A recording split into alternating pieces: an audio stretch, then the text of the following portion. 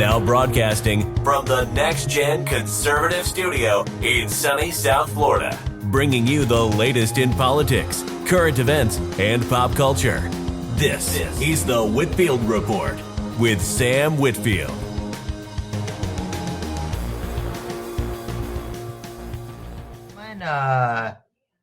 We are here live on the brand new Rumble studio platform. Welcome to the Whitfield Report, ladies and gentlemen. I am your host, Sam Whitfield, joined by Morpheus, Max Sand. He may or may not be joining us later tonight. Hopefully he will, because we enjoy having him. But at any rate, we are here. So welcome to the show, everyone, and good evening to you, Morpheus. How are you doing tonight, sir?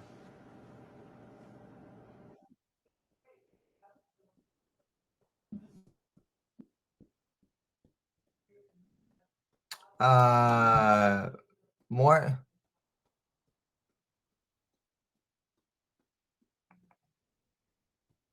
Hello, hello. Oh, okay. You are there. Okay. How's everybody doing today? Pretty good. Pretty good. So, you know, it's been a jam-packed week. Let's see here. Big news, actually. So we have a few things, actually. Good evening, sir. How are you tonight?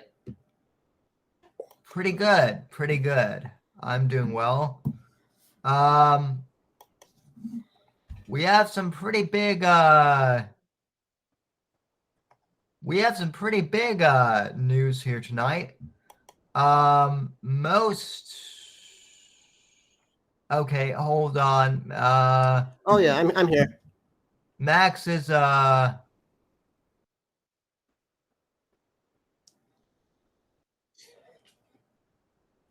asking how he joins. So hold on a sec.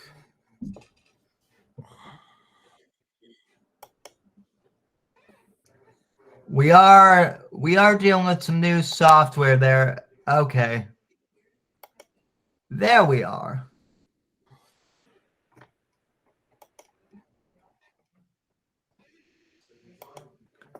Okay. We have a wild Max appearing. We do. We are kind of doing this like on the fly. So this ought to be good.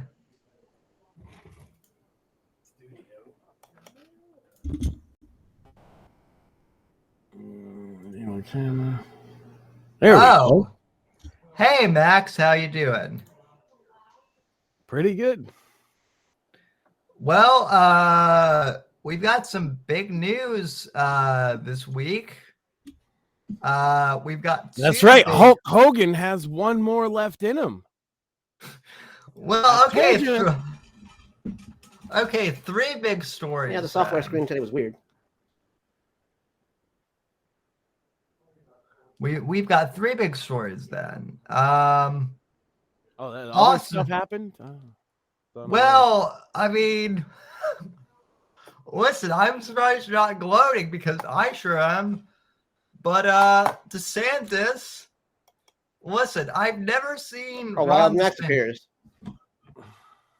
I've never seen DeSantis this happy in like a while. Yeah, it'd be interesting to see what the next step for DeSantis Doomers is.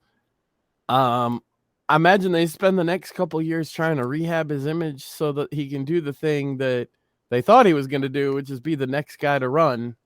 I'm not so sure that's the case now. Running has hurt his potential for the future because he got exposed. I mean, he's been taking L's since he announced his campaign, that itself was an L.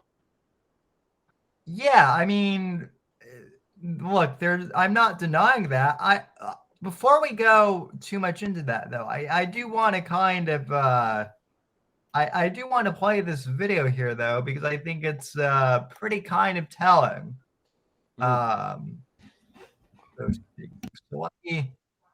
Oh, Jesus. We've got DeSantis's face here. What did you do, Sam? He looks... Did you ever see Futurama, where they had the clones of the president running against each other, and they were neither had... Yeah. That's DeSantis. I've seen that. So anyway, let's take a listen to this. Greetings from Florida. The warmth of being home is a reminder why I've chosen public service. From joining the United States Navy and serving in Iraq, to representing the people in the U.S. Congress, and now serving as governor of Florida. And it reminds me why I decided to run for president, to fight for those who've been forgotten in this country. This is America's time for choosing. We can choose to allow a border invasion, or we can choose to stop it. We can choose reckless borrowing and spending, or we can choose to limit government and lower inflation. We can choose political indoctrination, or we can choose classical education. These choices are symptoms of the underlying struggle to ensure that constitutional government can endure and that Western civilization can survive. And we launched this campaign to bring accountability to government, regain sovereignty at our border, and restore sanity to our society. We cannot succeed as a country if we allow our nation to be invaded.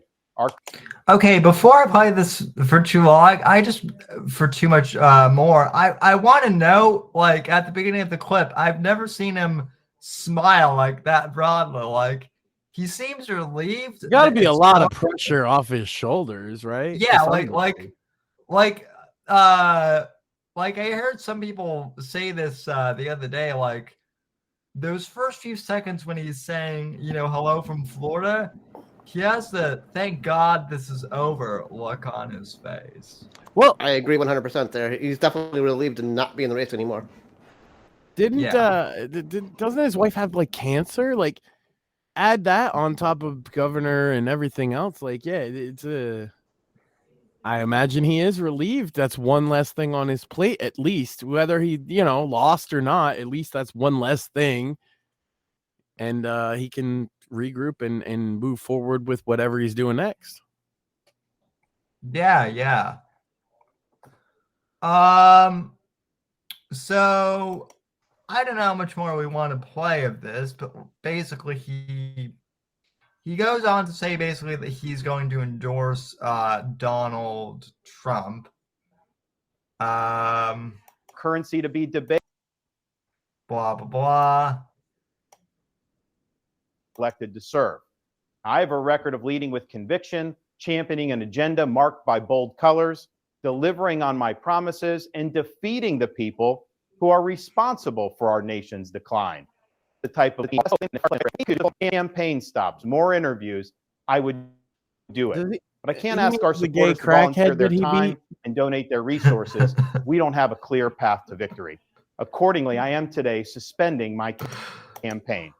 I'm proud to have delivered on 100% of my promises, and I will not stop now. It's clear to me that a majority of Republican primary voters want to give Donald Trump another chance. Didn't you promise to win Iowa? Well, also, like, he actually promised us Floridians not to run in the first place, that he wasn't going to run for president in the first place. So, I mean... Promises made, promises kept. Yeah, I guess. It's just weird, though. Everything about him is weird. That's what it really is there's just something off about him. And when he got there was people that they're policy wonks and they don't like Trump's meanness. And so for them, because he's a policy wonk, they kind of gravitated to him. But the thing is, if you're not a policy wonk, he comes off as very awkward all the time. Like the stuff with the shoes, as silly as that sounds, it's like, haha, you're wearing lifts. But he's also like, I'm wearing these weird boots that they look like what the Wicked Witch of the West wears. And like anybody comments on it and he's got nothing to say about it. Somebody gives him a pair of shoes and they're like, hey, wouldn't it be nice if people saw you in these shoes? And he's like, I can't wear those. It just comes off as like lizard manny, I guess is a way to describe it. Like not quite human. Yeah. There's something wrong with him, and he brings attention rather than draw attention away from it. He brings attention to it. And I actually remember saying, I think he had a future as a presidential candidate before he got in the race. And as soon as he got in the race, I've been like as harsh as I would be on anybody.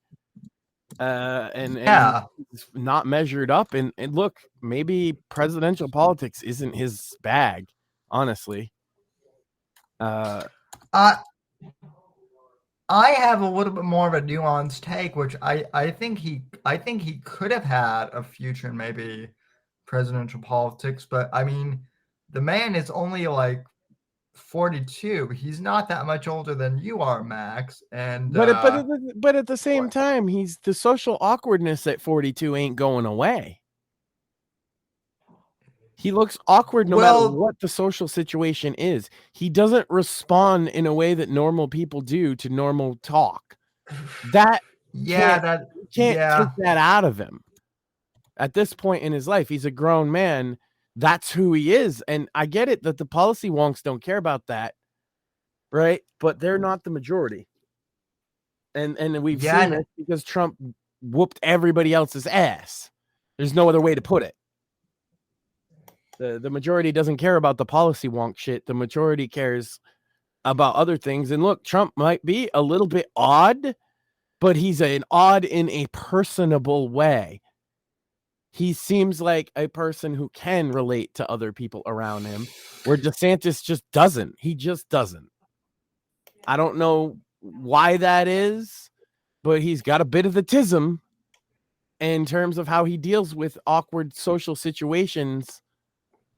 And it's because, like, look, if everybody was making fun of your shoes and saying that you're a manlet, if it's not true, obviously you would address it. You would wear the stupid shoes the guy presented you, right?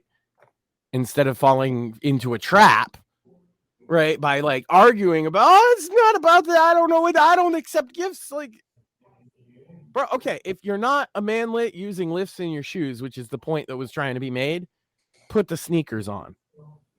Right, just do it. Yeah. Fuck up. And if you are a manlet and you were wearing it to hide it, you could actually make a humanizing moment out of that and say, yes, I am kind of sensitive about my height and I wore those special shoes and I've been called out on it, but I am who I am. And, this is a minor thing. We all try to put our best appearance forward, and it was a mistake on me. He could come back from that, but he didn't.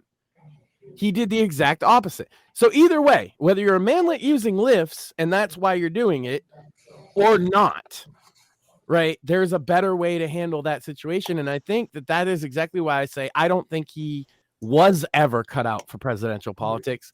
It was a mistake we all made because he hadn't been tested in such a way yet. And he got tested, he has failed every single one. Well, and to be fair, like, I am going to give him a bit of credit for this. He was such a good, to be fair, he was such a good governor of Florida, like in his first term. And, before he ran for president, he was a pretty good governor his second term. I think he more or less, he kind of surpassed everyone's expectations. So because he was a good governor, I think a lot of normies in the Republicans thought, and I was one of them to be fair initially, that, wow, this guy might make a good president in the future. But once you and Shmuley, I give you both credit for kind of opening my eyes to this. Once you kind of pointed out some of his idiosyncrasies and I look at him, I was kind of like, oh, yeah, you're right. Like, And I think this. And the one of reason two you didn't things- see it initially is because you are kind of a policy wonk, right? And that's what I mean. The policy wonks love the guy. Yeah. But normal people see shit like that awkward shoe exchange. I know it sounds silly, right? But he did that on several different key issues where a normal response was anything but what he said. Well, he right, I'm back. accused Patrick Bet-David of trying to bribe him, and like, which is laughable because like, Patrick Bet-David, like, I know some people think he's a grifter. I don't. Like, I like some of his stuff, but like, Patrick Bet-David, at the very least, is like an entertainer, right? If you want to like be mean, like he's just kind of like an influencer. He's not trying to bribe anybody. So for DeSantis to say that is kind of like laughable. Right. And then again, like I say, with the damn shoes, it's like, it's not a bribe. It's not like it's a confrontation, and he chose. This is why I say he will never be a good presidential leader. You could elect him president. I just don't think he'll do a good job, because rather than leading his campaign by addressing this, elephant in the room, people are saying this about you, take it head on and address it, he ran away. That tells you everything you need to know about him. A lot of my issue with DeSantis as well is he's run away from a lot of the issues that people have tried to call him out on. Yeah, what's he gonna do when it's North Korea at the table and running away means a nuclear war? I will say this, like, this is both a compliment and kind of a, I don't want to say an insult, but like, the one thing that people say about DeSantis is, he is great on the culture war stuff, which I agree. He is. I don't, but go ahead. But, well, okay, but the problem is, though, is, like, I'm sorry, conservatives. Like, I know some of you guys think that the culture war stuff with the trans stuff and the Disney stuff is important, but, like, at the end of the day, it's not that it's unimportant, but, like, there are other things besides the culture war that matter, like foreign policy and like economics. Or, when they put a whole bunch of illegals in your home. Right. That's where we're heading at this rate. But that's what I'm saying. Like a lot of right-wingers now, I'm not saying any of us here are like this, but I know a lot of people kind of in our circle are so caught up in the more culture war thing. And those are the people that, like, DeSantis was their guy because of the culture war. But, like, I'm sorry, but, like, the culture war is not going to win here's my thing. Elections. And I know what you're doing is you're going easier on him as he's out. I'm not, because I've seen the kind of person that he is and the kind of leader that he is. And I wouldn't vote for Ron DeSantis for fucking dog catcher after this. No, I didn't say that. If you can go back and double check me if you don't believe me, audience, but I didn't say that before he got in the race. He made me feel that way throughout. No, I agree with you. I agree with you on that, Max. I'm adding that, like, what I realized though is that, like, all the people that voted for him that still take him seriously are the culture war people. They consider that like Trump's got a bunch of culture war people too, because he did quite a bit in that arena. Yeah, but like they're culture war people who don't want to fight the culture war because that might be impolite. That's the Ron DeSantis people. Yeah, I agree. It might be impolite. Exactly. It might be impolite to say, no, I don't like the gay shit in public. Right. So they're not going to do that. They're going to say, oh, well, we should have the gays like we did in the 90s where they were kind of off on the side. Well, we don't. What are you going to do about it? You're going to cry? You're going to fucking cry about it? Because that's all I see the fucking DeSantis doomers do is cry. That's why I call them doomers, because they're little crybabies. And Ann Coulter, I used to respect. She's the biggest crybaby in America. Losers and crybabies. You are the people that Trump warned us about so many years ago. Okay, DeSantis people, you're not seeing it. You want this version, but you want to be contrarian. So you're like, but Trump can't do it. It has to be somebody else. Well, the only one that's ever moved in your fucking direction in your entire life, the politics of this country, is Donald Trump. So you could pick a winner or you could be a loser. Yeah, I mean, Guess what? If you're a loser, I'm not sorry for the things that I'm saying. I used to like Ann Coulter too, but I have to say, like, my problem with Ann Coulter is basically, and this, I don't know if you heard the interview that she did with Patrick David, but basically, she revealed in that interview that the reason why she's mad at Trump is, guess why? Because he didn't build the wall fast enough. Yeah. Oh, come on. That's pathetic. Yeah. I mean, and that's what a lot of them will say too, right? But here's the thing. 2 years of his presidency, he had the Republican House and Senate. What did they do? Sat on their hands? They didn't pass any legislation for those 2 years. They purposely fucking hindered his presidency, his own party. Yeah. And if you think DeSantis wouldn't get the same treatment if he tried to do some of the same things, you're fucking retarded.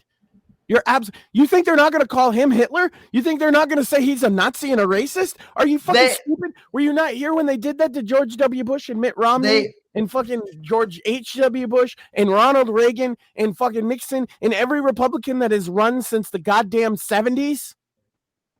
Well, Max, that's what I'm saying. Like they did that. These people. They did that to DeSantis in Florida. Like I can't speak just speaking. And then the idiot hired some fucking white nationalists on his campaign team. And yes, I hold him responsible because his campaign, just like the presidency, the buck stops with you. Your name is on the fucking door, buddy. Yeah. No, I agree. Treated like a white nationalist, and you repost their fucking memes. That's where the campaign and DeSantis lost me, is that reposting white nationalist memes. I'm like, really? We know you're not, but you let your campaign ruin you. It shows his management style. Agreed. Yeah, and the job that you're trying to run for, brother, is manager. And your management has been garbage since the moment you announced for presidency. And if you're a DeSantis doomer and you didn't see all the fucking big L's that he took throughout this candidacy, then your head is in the fucking sand. Ignore Joe Biden for the left. He ran a bullshit campaign, and all he had to do was be an empty suit, and he couldn't do that. The thing that turned me off, and you remember this, correct me if I'm wrong, Max, you were there when I kind of had the aha moment.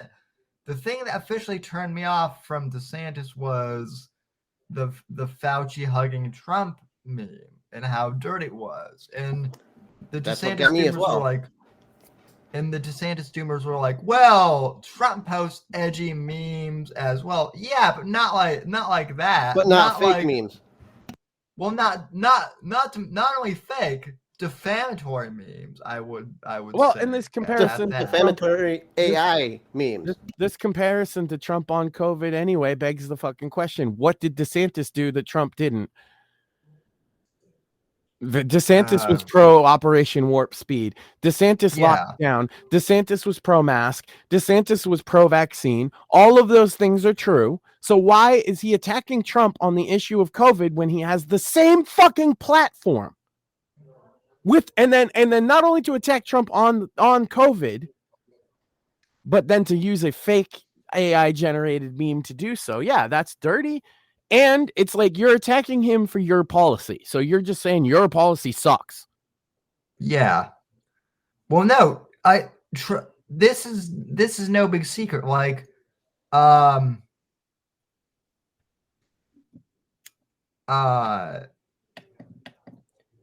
DeSantis wanted to be Trump so damn bad. It's And He came into it with that Hillary Clinton, this is my turn mentality. Absolutely. Yeah. And even then, Trump being in the race, he had planned on this. I think this is the case. He'd planned on this all along, especially after he got reelected as governor. And then Trump getting in, he didn't actually plan for that.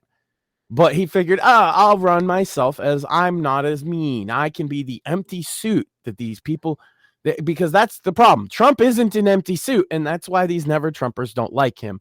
So they like this empty suit. All you had to do was be the empty suit, but you're socially awkward, right? And you answer questions wrong, and management decisions that you've made are awful. And I know Republicans would be like, oh, but it's over. It's time for unity. I'm calling out what I see. People want to tell me that this guy is the future. And I'm looking towards the future, and I don't see it. I see a loser. I see a loser who doesn't stand for the things that he wants and will say whatever he can to get himself elected. And that is not a guy I can get behind. And that's why I am not a Republican. I am a Trump voter. Right.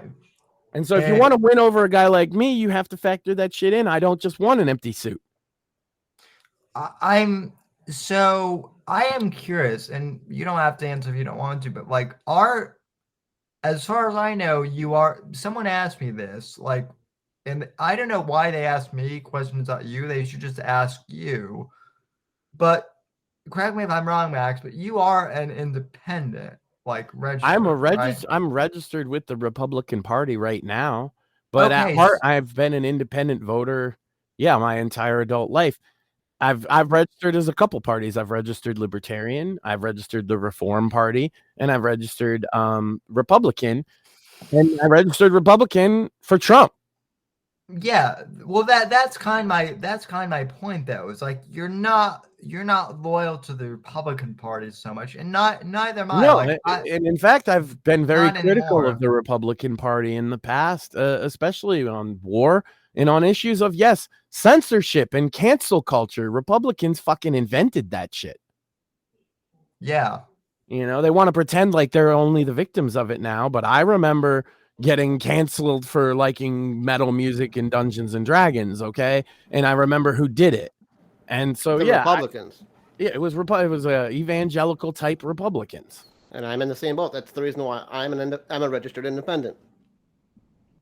And I think, and the thing is, if the Republican Party wants people like me, which by that I mean millennial conservatives, Trump is the millennial conservative guy.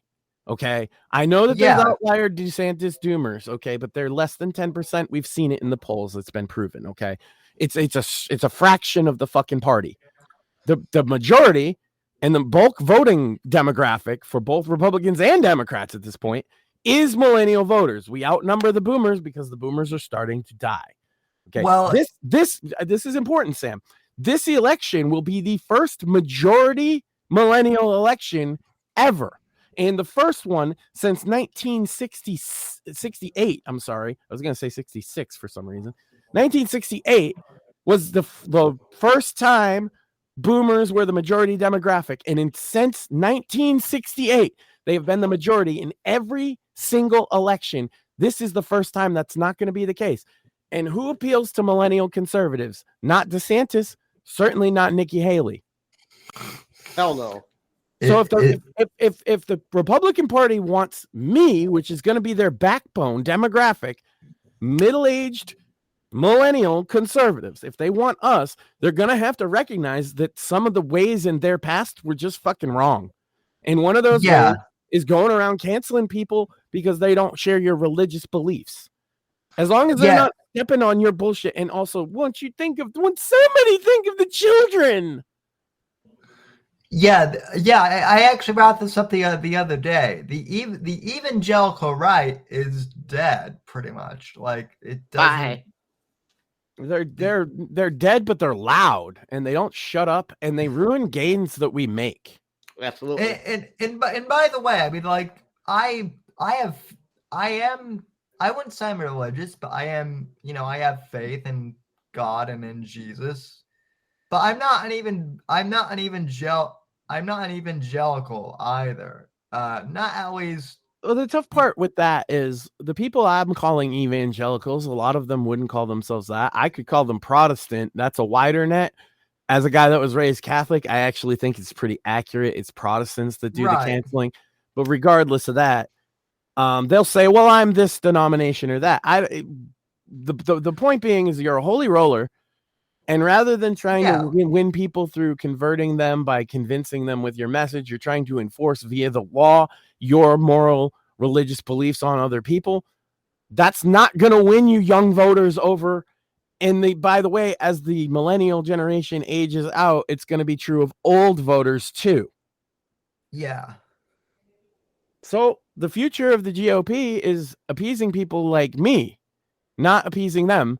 And that's going to be like Trumpism, right? And if not, if they're going to go back to their old neocon, warmongering, censor everything I don't like ways, they're going to lose me and millions of other voters like me. Absolutely. Like I say, that Kid Rock conservative block, which is a lot bigger than people think. Oh, well, I would say it's a lot bigger than the elites thing because like the average listener of this show, like, is the Kid Rock conservative. Yeah, or insert other thing. I know because some people be like, I don't like Kid Rock, or he said this that I don't like. The point being is you're not coming from it from a religious. You're coming in it. This is our traditions. This is America. I love America, right? You might not be religious, but you still are respecting the institutions and traditions of this country and valuing free speech very highly. We value, look, the evangelicals, I don't care what they say. They don't value free speech at all. Oh, hell no. They want to censor, kick out, whatever, anybody who is not a religious Catholic Christian. They're very happy to allow, themselves to say, oh, we're being censored. Oh, free speech. We need free speech. And as soon as they're grabbing the reins of power, they're like, but you need to shut up. Right. And that's part of the reason why I'm not a Republican. I remember back when you and I were younger, Max, they were the ones that were doing all of the censoring. They did the censoring, but now the Democrats have taken those reins and perfected the issue. You couldn't talk about anti-war stuff. You couldn't, you were at, like, this is why I never got into like mainstream politics, is I was on the outs from the beginning. Same here. Yeah, well, but now like Trump coming in is giving me what I feel is a foot in the door. And now all of a sudden Republicans are asking me my opinions. They're sending me surveys. They suddenly want me to be a part of the party because they understand that with Trump, they can win them over. And I'm just saying, whatever happens in 2024, the Republican Party needs to understand that to continue to have my patronship to their party and make me a loyal, longtime member, they cannot lose with Trump what made me get here in the first place. You know what I'm saying? Because I'll walk right out the fucking door, just like I've done before to other parties when they don't go the way I like. My vote is not yours to command. It's yours to earn. Right. 100%. Yeah, no, I do think the matchup between Nikki Haley and Trump at this point is kind of a bit poetic because this really is kind of the final showdown between the new right, which Trump represents, and the old establishment right. And the new right is just crushing. Yeah, and look, we're recording. Even they tipped the scale so far in New Hampshire in her favor, and she couldn't scrape out a win. Yeah. I was gonna say we didn't even bring up New Hampshire yet, but like New Hampshire was this week, and she got creamed. She is only now staying. She's gonna take a massively embarrassing loss on Super Tuesday, just because she thinks, or the people with her think that Trump is going to jail. She is going to lose. This is my prediction. I don't back off of this one bit. She is going to lose her home state of South Carolina. And if you know anything about politics, that is the worst thing that you could do is lose your home state. Why do you think DeSantis dropped? Do you think he wanted to lose Florida to Trump and he was gonna? Yeah. No, that is one thing I will give DeSantis credit for is like he knew I honestly thought that he would stay in before Haley did. I'm glad he dropped out when he did. Don't get me wrong. But yeah, I mean, I have friends who live in South Carolina, and they've told me that like, no, nobody here likes her. And And then- just the polls. She's And then you losing have by, like, the New Hampshire 30 voters that did vote for Nikki Haley, flat out admitting they're Democrats. They are not Republicans. Well, yeah, that's the other thing too. Morpheus is like the CEO of LinkedIn, and he's just one of them. Like all these Democrat billionaires who are like self-admitted leftists. Like we're not talking like your average liberal. These are hardcore dyed-in-the-wool leftists. They're the ones like donating to her campaign and whatnot, and basically financing and it. taking ballots in New Hampshire. A lot of people don't understand this. In New Hampshire and in Massachusetts, you don't just get your party's ballot. You get to choose. You can take either side's ballot, and they were encouraging Democrats because Joe's not even on the ballot in New Hampshire because of that's a whole nother can of worms. Yep. But so Joe Biden's not on the ballot. So if you're a Democrat, you know he's gonna fucking win that primary. So it's not even worth you doing that. So they were like, hey, take a Republican ballot and go vote for Nikki Haley because she could beat Trump. They were wrong, but that's what they did. And so she got, I believe it was 40+% in the final vote. But like how many of them, if it was a closed primary, would have been voting? Probably very few. Probably like half that. But because it's an open primary and a Democrat can just vote in that primary, she got inflated numbers. You're not going to see that in other states.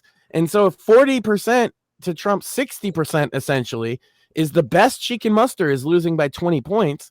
It's a foregone conclusion, and she knows it. She's staying in on the chance that he goes to jail or something, and she can say, well, I came in second. Yeah, that's she absolutely. can't even do that, by the way. This is important too. She can't even really pull off that scam if she doesn't win one single state.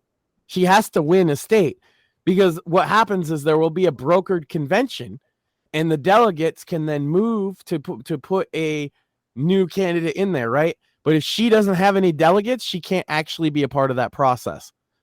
Yeah. And because we have not had a brokered convention in my lifetime, let alone yours. The last one was in the 60s. And so we were really, most people aren't sure what that would look like. But you have to have a delegate to be in the process at all. So DeSantis is out. Vivek is out. They got delegates, sure, but they gave them to Trump. She doesn't have any delegates as far as I'm aware. No. And that's what I'm saying. She's hoping to get one in one of the Super Tuesday states so that she can have a brokered convention and have them declare her.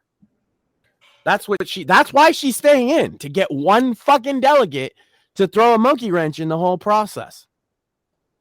Yeah. Mark my words. That's exactly why, because there is no politically viable path to success for Nikki Haley right now. So there's an ulterior motive.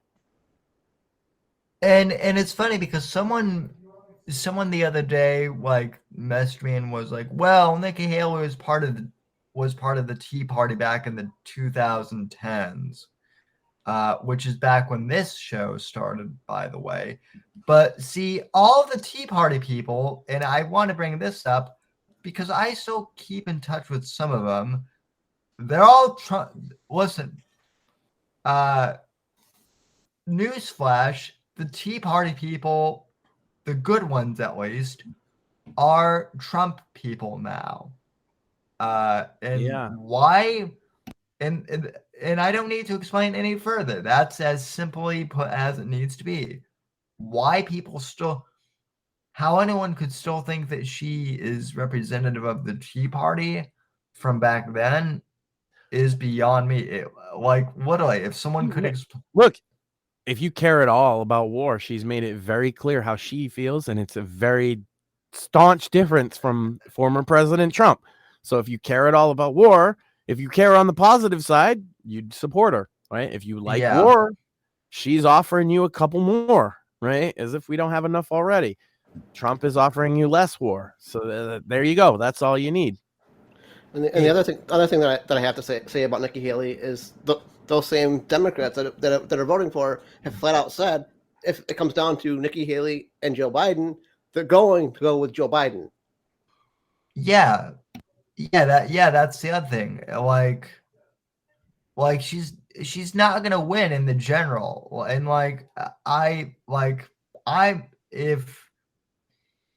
if it comes down between her and Joe, I'm gonna write in Trump, and I don't care if I'm throwing away my vote. That's the Republican Party's fault. This is what I'm saying. If you want me to vote for your candidate and offer me a candidate that I like, and if you're going to offer me Nikki Haley, you don't get my vote. Neither does Biden. I might just sit out. I might not vote for the first time in my adult life, or like you said, write in Trump, but I'm not going to vote for Nikki Haley. Yeah, that's what I was I'm not going to fall into that trap. It's the same as with Mitt Romney. I wasn't going to vote for Mitt Romney no matter how much I hated Obama. Yeah. Yep. I'll either write in Trump, or maybe just to screw around, I'll write in myself. I mean, we might as well go to the George Carlin thing, and George Carlin said, "Well, at election day, I'll be home masturbating. At least I'll have something to show for my efforts." That would be a better use of your time than voting for Nikki Haley. Yeah, honestly, it's like the old South Park thing, douche in a turd sandwich. I'm just not gonna play the game.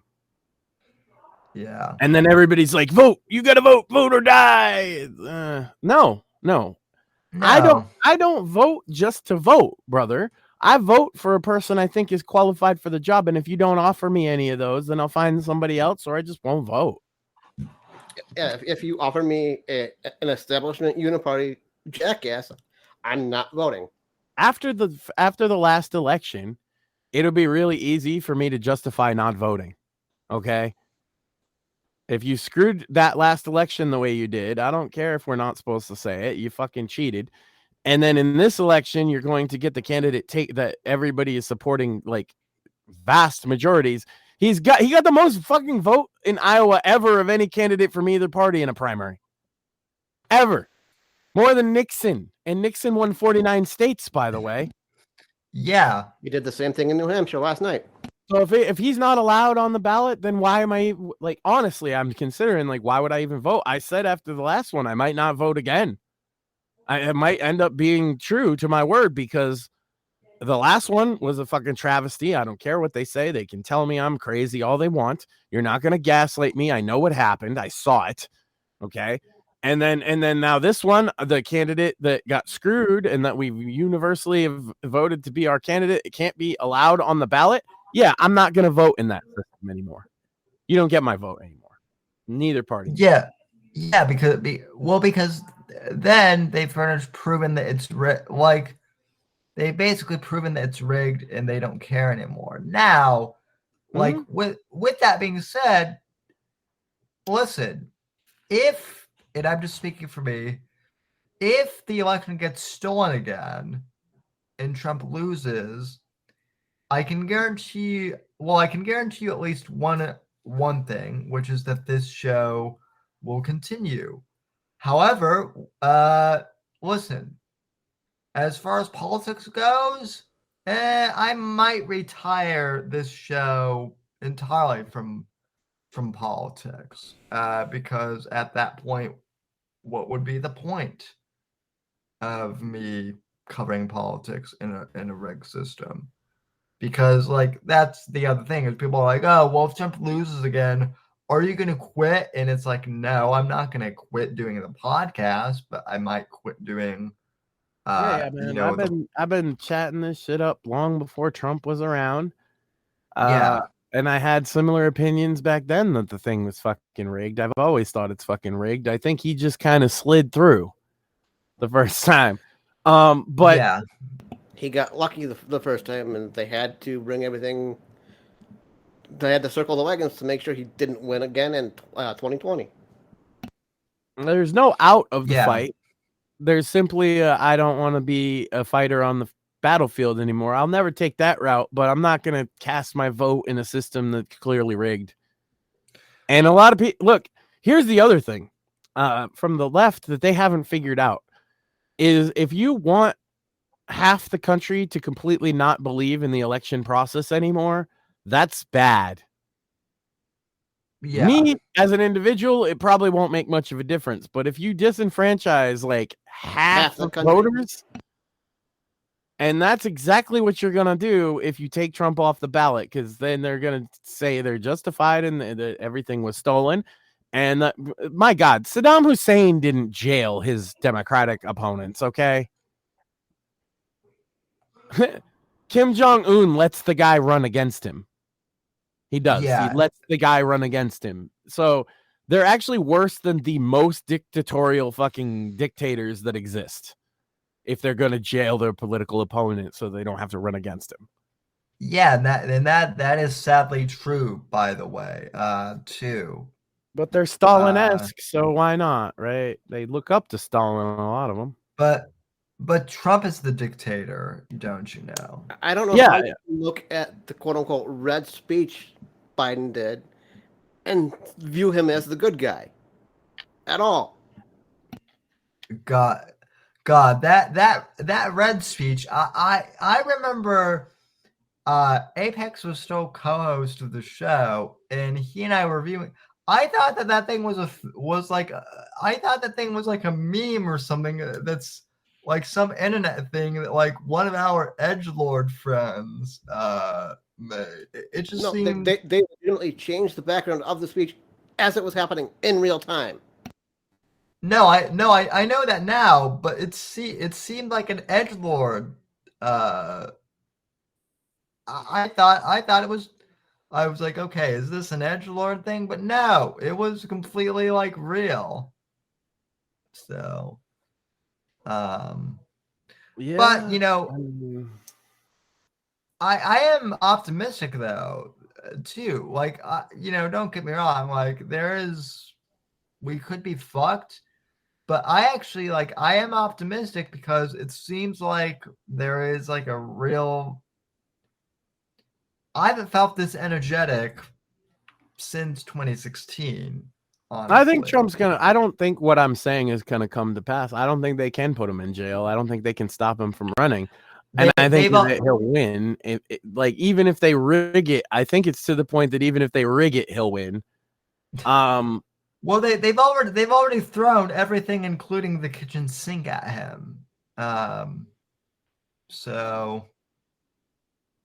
And he's right in that it's election interference to take him off the campaign trail for all this shit. They know that, though. That's why they're doing it. That's why they're throwing so many cases at him, so that he's always got to be in court. It's funny how they're complaining about election interference when they're literally the ones fucking doing it. And his mother-in-law died, and he asked for a day of mourning reprieve from court, and they said anybody else would get that. Anybody. Literally anybody, if you're facing a court case and had a close family member die, would get a day off except Trump. Yeah.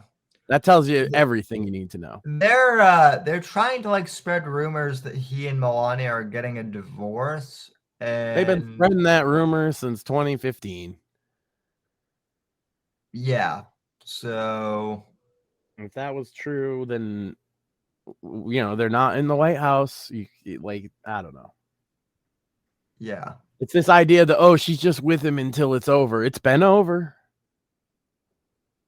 I don't know. I think that I don't like to get into those kind of rumors either way, because it just doesn't bear out.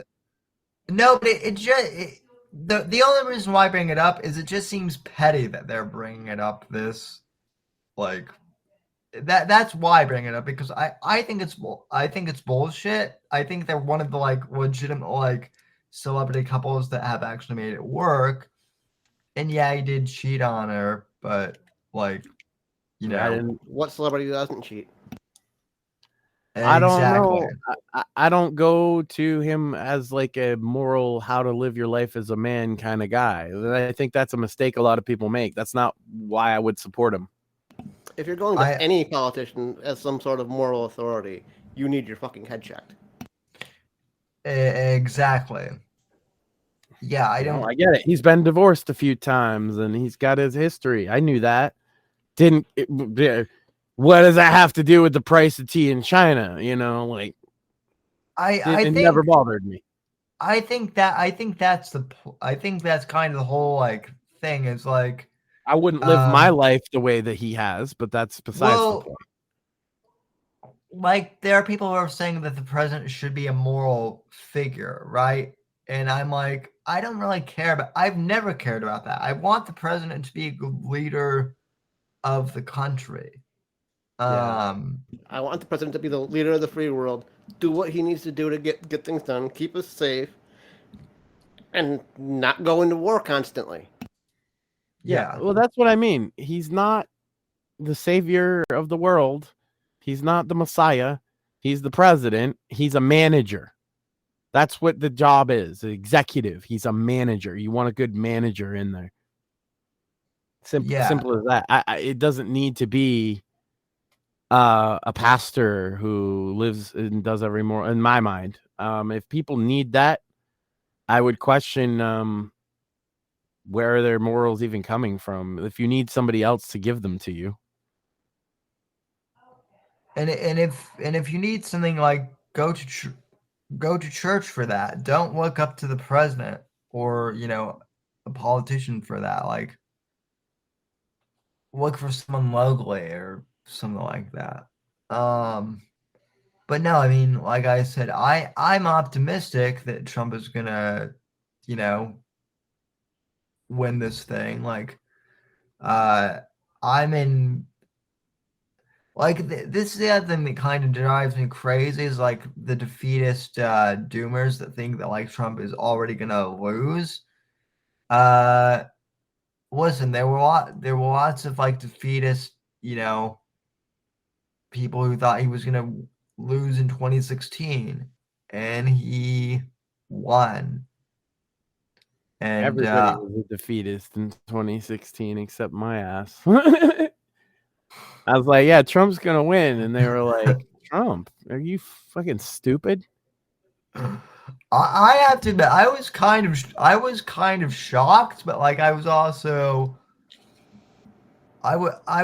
overjoyed. Like, I've never done cocaine in my life, but just lots of PCP. We are aware, but but the amount of energy I had after Trump won, like I did not, like, when Trump won in 2016, it was just like such a holy shit what happened moment. But then I was so overjoyed that I got like an energetic boost that literally lasted like 12 hours. I was just like, see, I told you, audience, PCP is a hell of a drug. Yeah, I didn't vote in 2016 because fuck Hillary. And unfortunately, at that point, I bought into all of the shit the mainstream media had spouted about Trump.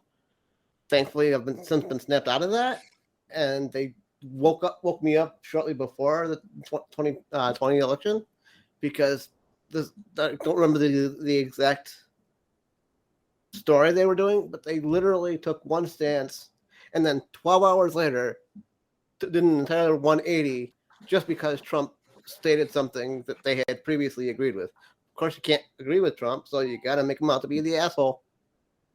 yeah. Agreeing with Trump makes you a Nazi, even if it's completely reasonable to do so. Yeah. Well, also, like, wanting free speech makes you a Nazi now, apparently. Free speech is one of my core beliefs, so yeah. Which brings me to kind of the next story that kind of has to do with our own little, I guess, corner of the internet. Rumble. Max, it's almost been a year since we've been partners here on the Whitfield Report. And then like a year before that I fucked around with Rumble. Yeah. it's nice to see them making some good decisions, and it seems like their software actually works, which is nice. Yeah, they like we've got the Rumble Studio, which we're using, and it was a little buggy with like the intro before you came in, but like it works good. And like I was looking, and like you can add like graphics and soundboards and whatnot, which I'll play around with. I do want to get like some of the Dave Golden like audio drops to add to the soundboard, because I think that would be hilarious. I got one recently where Dave just screams asshole in the angriest manner I've ever heard. And you'll have to send that to me then. We've got to like just have that. I don't even remember what it was. I think his furnace died and he just started screaming uncontrollably, doing a video about it, and he was like, assholes! And I was like, oh, I need to clip that. That was too good. Little people behind the curtain. Since I've been part of the show, I've constantly had issues getting things set up. Today is one of the first times that I haven't had any issues. No. Also, like, I know that Morpheus's camera is off, but like at least we can still hear him. What's the deal? What's the deal with Barstool? I saw that in the that never trumping fucking little weasel. What's up with them? Well, I guess. By the way, he still says he's not voting for Trump. Yeah, well, look, Dave I don't know, like more like I don't know much about Dave Portnoy, and he's a DeSantis doomer. That's all you really need to know. Okay. Well, like I've never paid much attention to him. I'm not as much of a. We talked about this. You're not really a sports guy. We were talking about Sports Illustrated, and you were talking about the swimsuit issue, and I'm like, that has. Here's the thing, but no, it brings up the horny in Sam.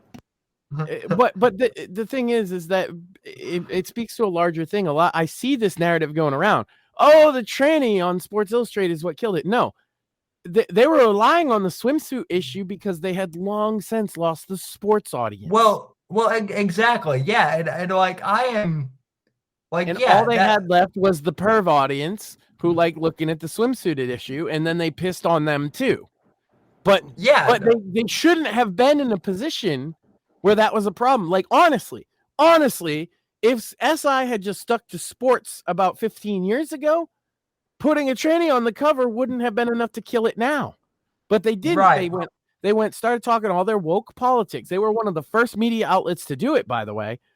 And I was a reader. I subscribed for years and years as an adult and had been reading Sports Illustrated since I was a kid. Why? Sports. I didn't give a fuck about the swimsuit edition, except when maybe I was 13 and there was like no porn to be found. But like as an adult man, I don't give a fuck about the swimsuit issue. Never did. Most people didn't. They were reading because it was before the era of the internet. That's how you got sports news and stories that you wouldn't get just by watching sports. And ESPN came in, and you could say, yeah, they've gone a little woke too, but ESPN came in, and at the very least, they kept talking about sports. And that's where that audience is now. And now you see shows like Pat McAfee, who has one of the biggest sports talk shows in the world on ESPN, and he has Aaron Rodgers talking anti-vax shit on all the time. Because the sports audience, it wasn't about politics. It was about your bullshit politics getting forced down their throat.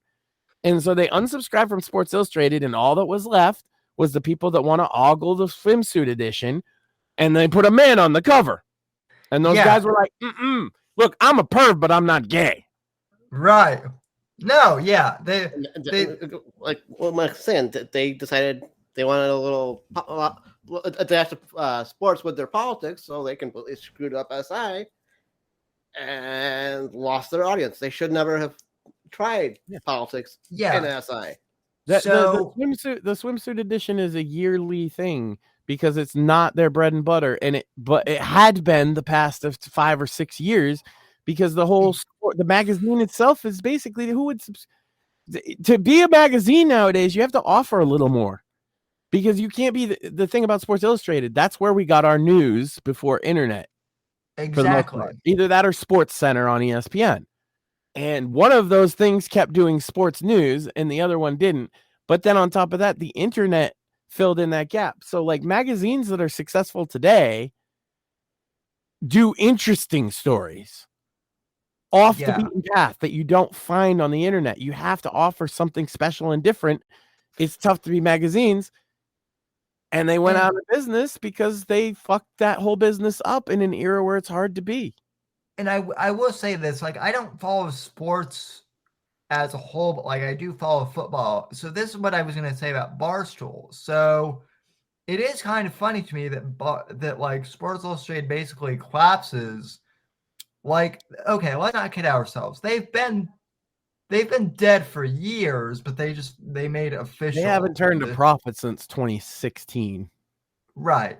So they officially died. They died a long time ago, but like the death certificate announcement or whatever you want to call it came out last week. Barstool, which actually does do sports, like forget Dave Portnoy. We all agree here that hold on. My comments on his politics are from his appearances on political shows. If you watch sports stuff, he doesn't talk about that. Yeah. Yeah. Okay. Well, yeah. Well, that I didn't know about him. That is fair. My point being is Barstool I guess they signed like a partnership with Rumble, and this is one thing I mentioned to Morpheus before he came on, Max, is my aunt and uncle on my stepdad's side, they're here this week, and I was telling them about what I've been doing with my, with the books and also with the podcast. And I told them that I was streaming on Rumble, and they're both in their 60s, but they both know what Rumble is. Like, I didn't have to explain it to either of them. And they're not, like, as far as I know, political. They're just like, oh, that's that other platform that's not YouTube. Yeah. Well, if they know people who are in their age group political, that a lot of them use Rumble now. Yeah, so that's it's interesting seeing it get that recognition among boomers in particular, who are notorious for not adopting new technology. Right, but like that's what I'm saying. Like people are recognizing this platform now, and so like I know that a lot of people scoffed after we got banned, after I got banned off YouTube, were saying, "Oh, Sam, start another channel. That's all you need to do." And we were like, and I was like, "No, I spent and fight the eternal ban war like so many other people, where they have to start a new channel every couple of weeks." Yeah, that'd be fun, guys. Yeah, that eternal ban war is no way to go. And we wouldn't be having these conversations. Exactly. No, we would have gotten banned. Like you just saying that the election was stolen, like both of us have said that, we would have gotten banned roughly like 45 minutes ago. I've openly expressed support for Proud Boys many a times. Yeah, that wouldn't be allowed. But what am I gonna do? Am I gonna throw my actual friends under the bus? No. Oh, you're not supposed to say that, Max. Well, but they're good people, and they got a raw deal. And whatever you think about the Proud Boys, these guys individually, I vouch for, that are good people. Whatever you think about January 6th, they got more than they deserved for not even going in the building in some cases. Well, listen, they got more than what they deserved, and people are still not. The people that took part of 529 got fucking rewarded by the fucking city. Yeah. I mean, Enrique was actually in federal custody during Jan 6. He got 21 years. How's that happen? How's that work? Why isn't anybody upset about that? And why is it controversial for me to point out that this young man got a raw deal? Oh, he's a white nationalist. Yeah, the black Cuban guy. Okay. Obviously not. That's obviously bullshit. Every fucking Proud Boy I know personally isn't white. Every single one that I know personally that I've met in real life. I've never met a white Proud Boy in my life. Maybe it's just because I'm living in Florida but like There's almost a lot more down there than there are up here. But well, I mean, I've had Proud Boys. None of them are white, but like in general, see what I mean? In general, most of my friends who are Trump supporters down here, I've got to be honest, like I'm actually like the one white guy who, like, in my friend groups, like I'm the white guy Trump supporter. I'm also like disabled, so that kind of helps too. But like all my Goddamn other cripple. well, shut up, cripple. Calling the kettle black. Cripple fight. But no, most of the liberals in Florida are like pasty white people, and like all the conservatives are like are Cuban here to be. And I think that has something to do with the fact I've talked about this before. The fact I know a lot of Puerto Rican Trump supporters as well. Yeah. And I'll tell you their reasoning. See, the Cubans is they don't like communism so much.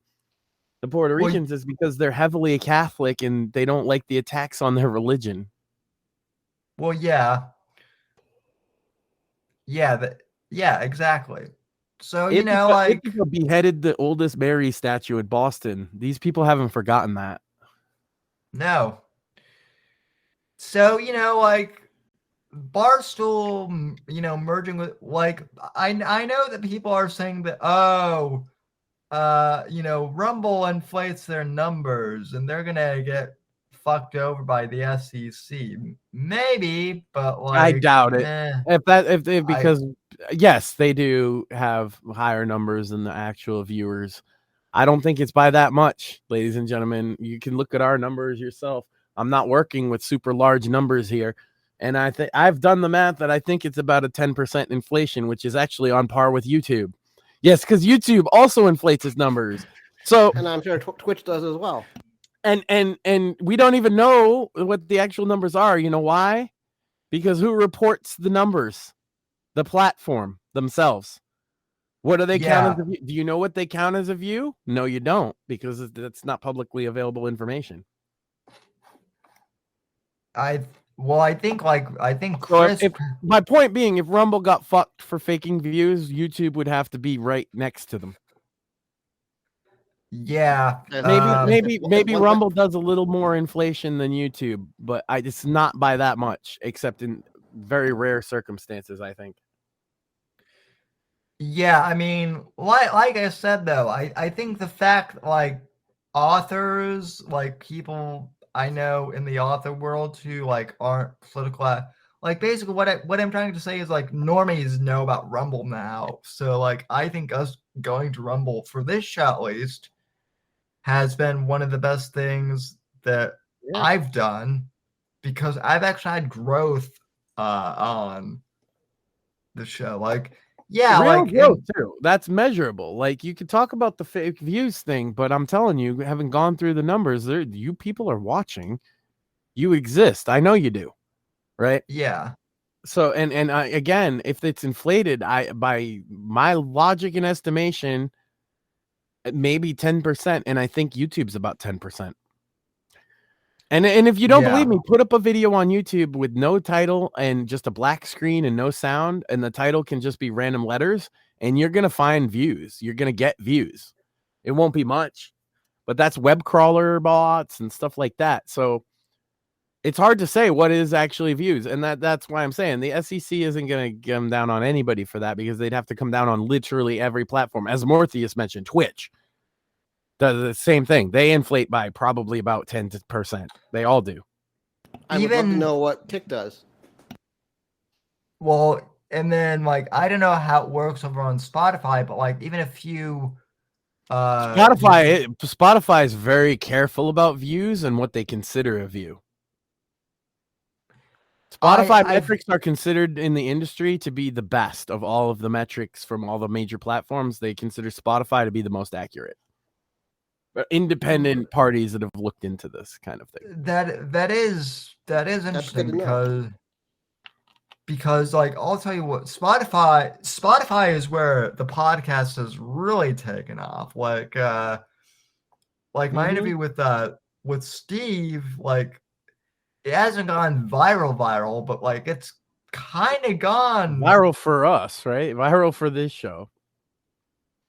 Definitely like more it got eyeballs that we didn't usually get, which is a great thing. And yeah, Spotify's pretty on point about that kind, particularly with podcasts. They have a whole set of rules as to what qualifies as a podcast view, and you can actually look at that in their yeah. terms of service. YouTube, Rumble, all these other platforms don't do that. That's why Spotify is considered to be accurate. Also, you have to remember that their primary bread and butter at Spotify is music songs. And so every time that gets played, there's money involved. So they want to be really accurate.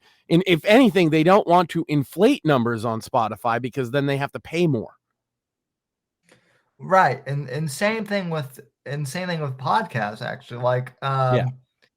Like the way they do podcasts, because a lot of people will think that it's not the same because they're used to like the YouTube way, but the way Spotify counts podcasts, there's money involved too. They pay out per view, and so they keep a pretty accurate record of that. YouTube doesn't pay out per view; they pay for trends. Same with Rumble. Although Rumble, I will say, any direct donations giving the creators 100% cut is pretty fucking dope. Yeah, well then, yeah. I mean, so if you super chat, just so you know, if you super chat $10 on YouTube, Sam would get less than 7. If you super chat $10 on Rumble, he's getting close to 10, if not 10. Which by the way, with this new studio, if you guys do super chat, it'll pop up on the thing here. I haven't, we haven't you tried can even pop it up on screen, right? Yeah, and same thing with live chat. Like I know that people in chat were kind of complaining that we never read the chat, but like from my view at least, this would be a lot easier. Yeah, I already see because the chat's like right on our screen now. Yeah, so which by the way, Google, is how Google Hangouts used to be back in the day. How chats are supposed to be. We used to be able to. People just in general used to be able to stream like this, like it was Google Hangouts on air, and then they got rid of it and never replaced it. They let StreamYards fill in that gap, and StreamYards is not good. I don't like StreamYards at all. StreamYards is not only not good, it's overpriced. We were using Melon and Melon is, granted it worked for what I needed it to do, but we've shared the story, like Morpheus and I spent like close to 2 weeks trying to figure out why he couldn't get audio, and it turned out to be his webcam. Yeah, I had to plug in and just not use a webcam to get everything to work on my end. Yeah, which was never in any of their guides. Now, clearly, still isn't. Yeah, which clearly people can't see Morpheus on stream. You guys can hear him, but that's because he's not using a webcam. He literally is the. I am a disembodied voice in the story. Yeah. Oh, just like in real life. You guys don't know this, but in real life, he's actually just a disembodied voice. Yeah, he literally is the most crippled out of all of us. So, yeah, but you do the most PCP. I'll tell you what. You'll never catch me standing, Sam. That's true. You'll never catch me standing either. You showed pictures of it. So he's showing pictures of yourself standing there on PCP. Hold on. What? Part of what I said isn't true. You can discern which part, audience. Friend of the show allegedly has a picture of Sam standing up at a gas station. Mm-hmm. Well, listen, we gotta get Shmuley back. Drinking a smoothie. specifically. Which is a lie, sirs, because I prefer milkshakes to smoothies. It might have been a milkshake. But I couldn't tell by the cup.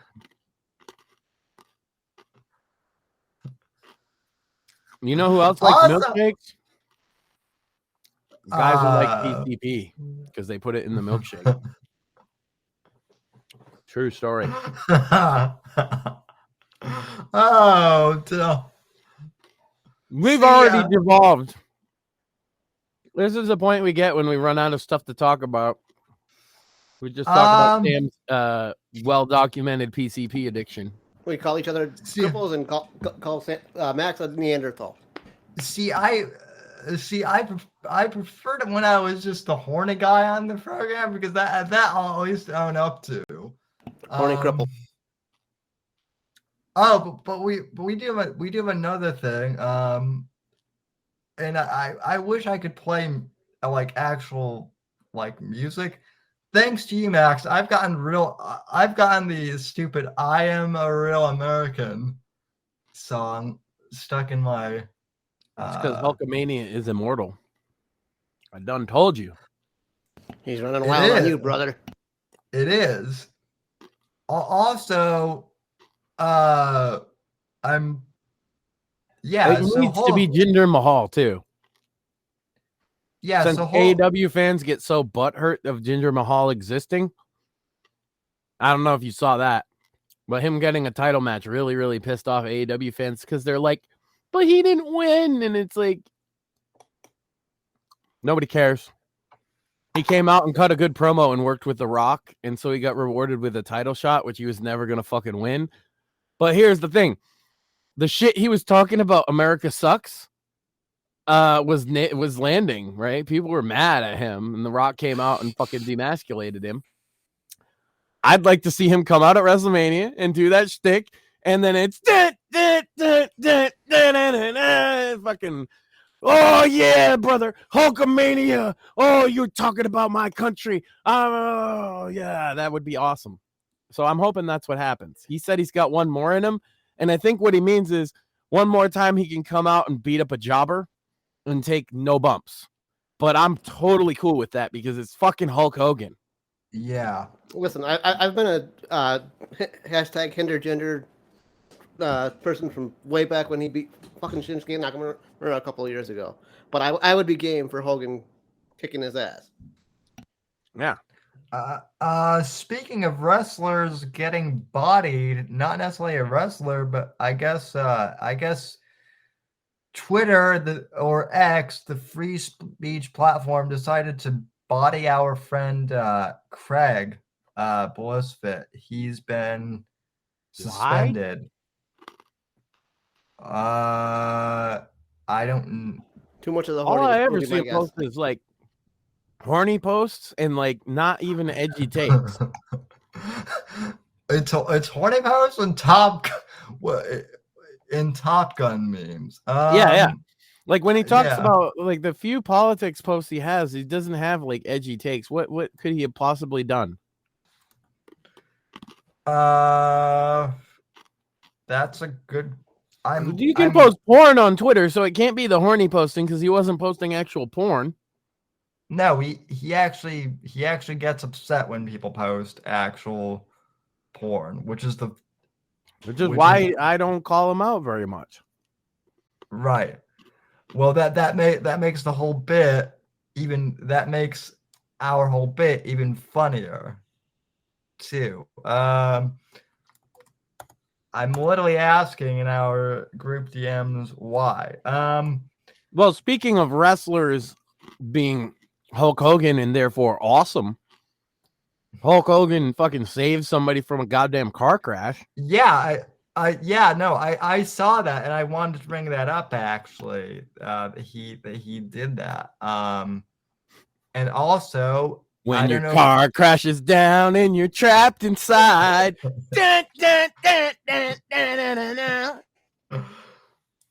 Well, you know, Sam, just imagine that. The car was upside down. You've rolled your fucking car. You're stuck in the airbag. You're like, oh my God, I'm going to die.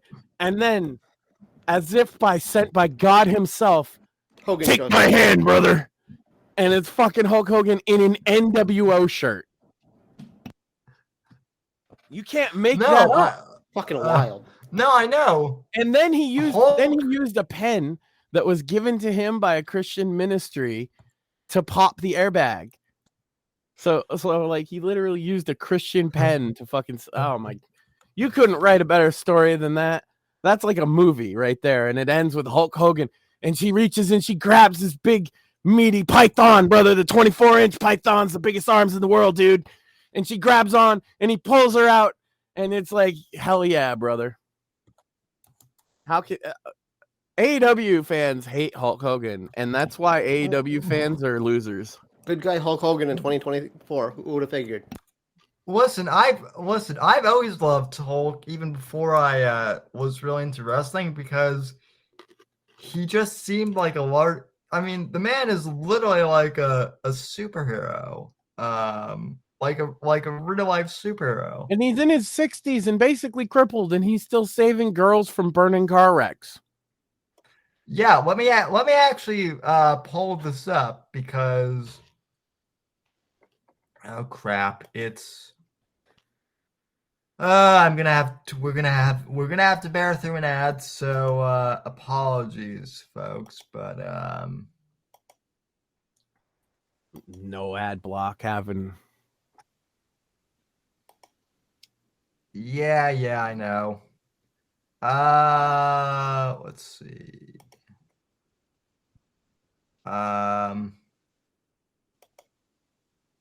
You want an online medical program?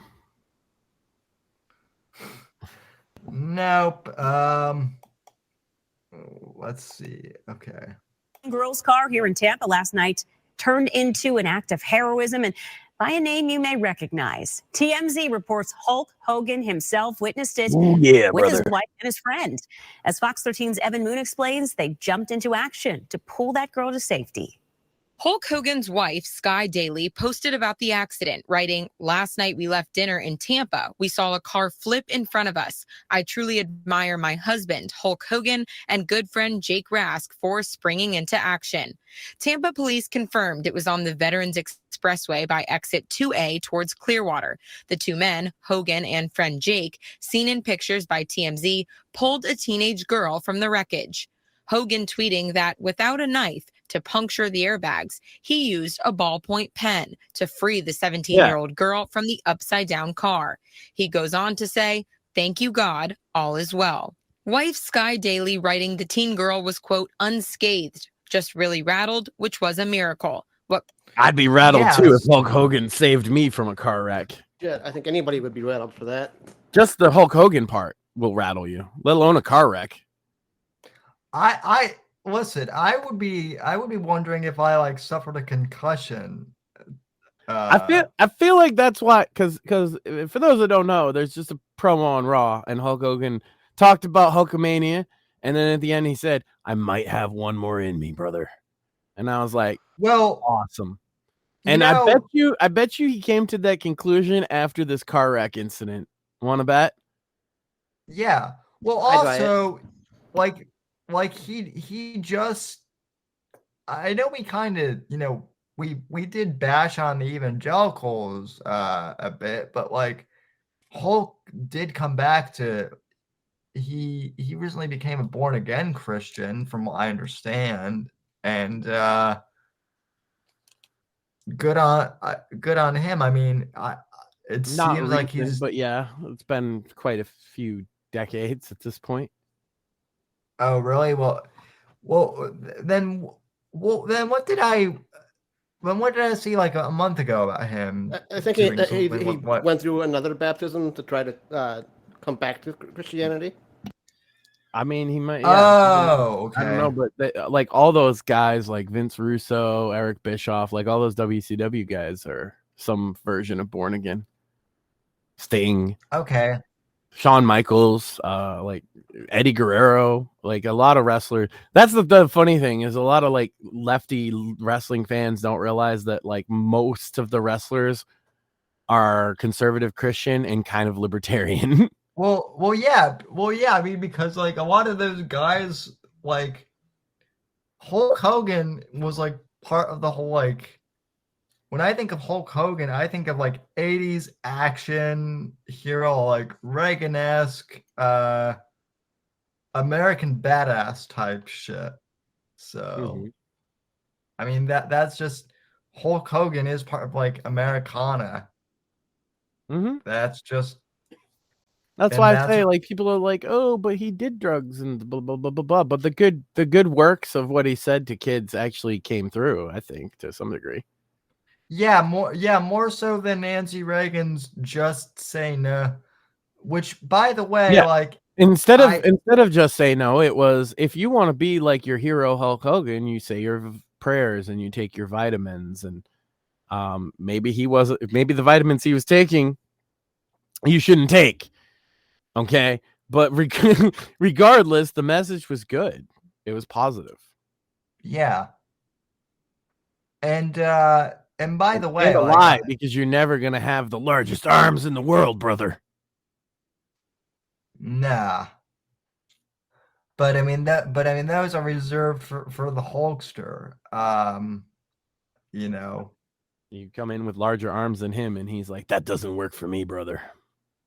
No. And that's the last thing you ever hear. If Hulk Hogan says that doesn't work for me, brother, you better run. Yeah. Well, listen. I mean, he ended that airbag's life to save that girl. That airbag wasn't working for him. So. No, but it did work for him, right? You know.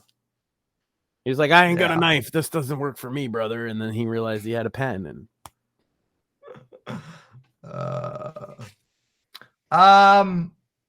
so is there any other news? Have you guys gotten better taste in women's wrestling yet? How many of you bothered to go back and watch a Bull Nakano Alundra Blaze match? Because I did. That match is classic. What? Yeah, there was 3 of my top 5 women's wrestlers involved in the match because Luna Vachon was ringside as well. Yeah. Oh, yeah. All it was missing was Wendy Richter and the Fabulous Moolah, but they were a little before that time. I'm gonna have to YouTube or Rumble some of these matches. I know that match specifically is on YouTube. I'm not sure if it's on Rumble yet. Yeah. Yeah, Bull Nakano, Alundra Blaze, better known as Medusa in her WCW days. Oh yeah. Yeah. And Bull Nakano, just known as like the craziest Japanese broad to ever wrestle. If you've never seen her work, nuts. There's a particular electrified cage match that she had where she just like kills this little girl. It was a hard watch. Yeah. No, but you get the pretty girls that wear bikinis. You guys love that shit, right? You care so deeply about wrestling, not. I'll tell you what, you ain't gonna be jerking off to Bull Nakano anytime soon, but she could probably kill you.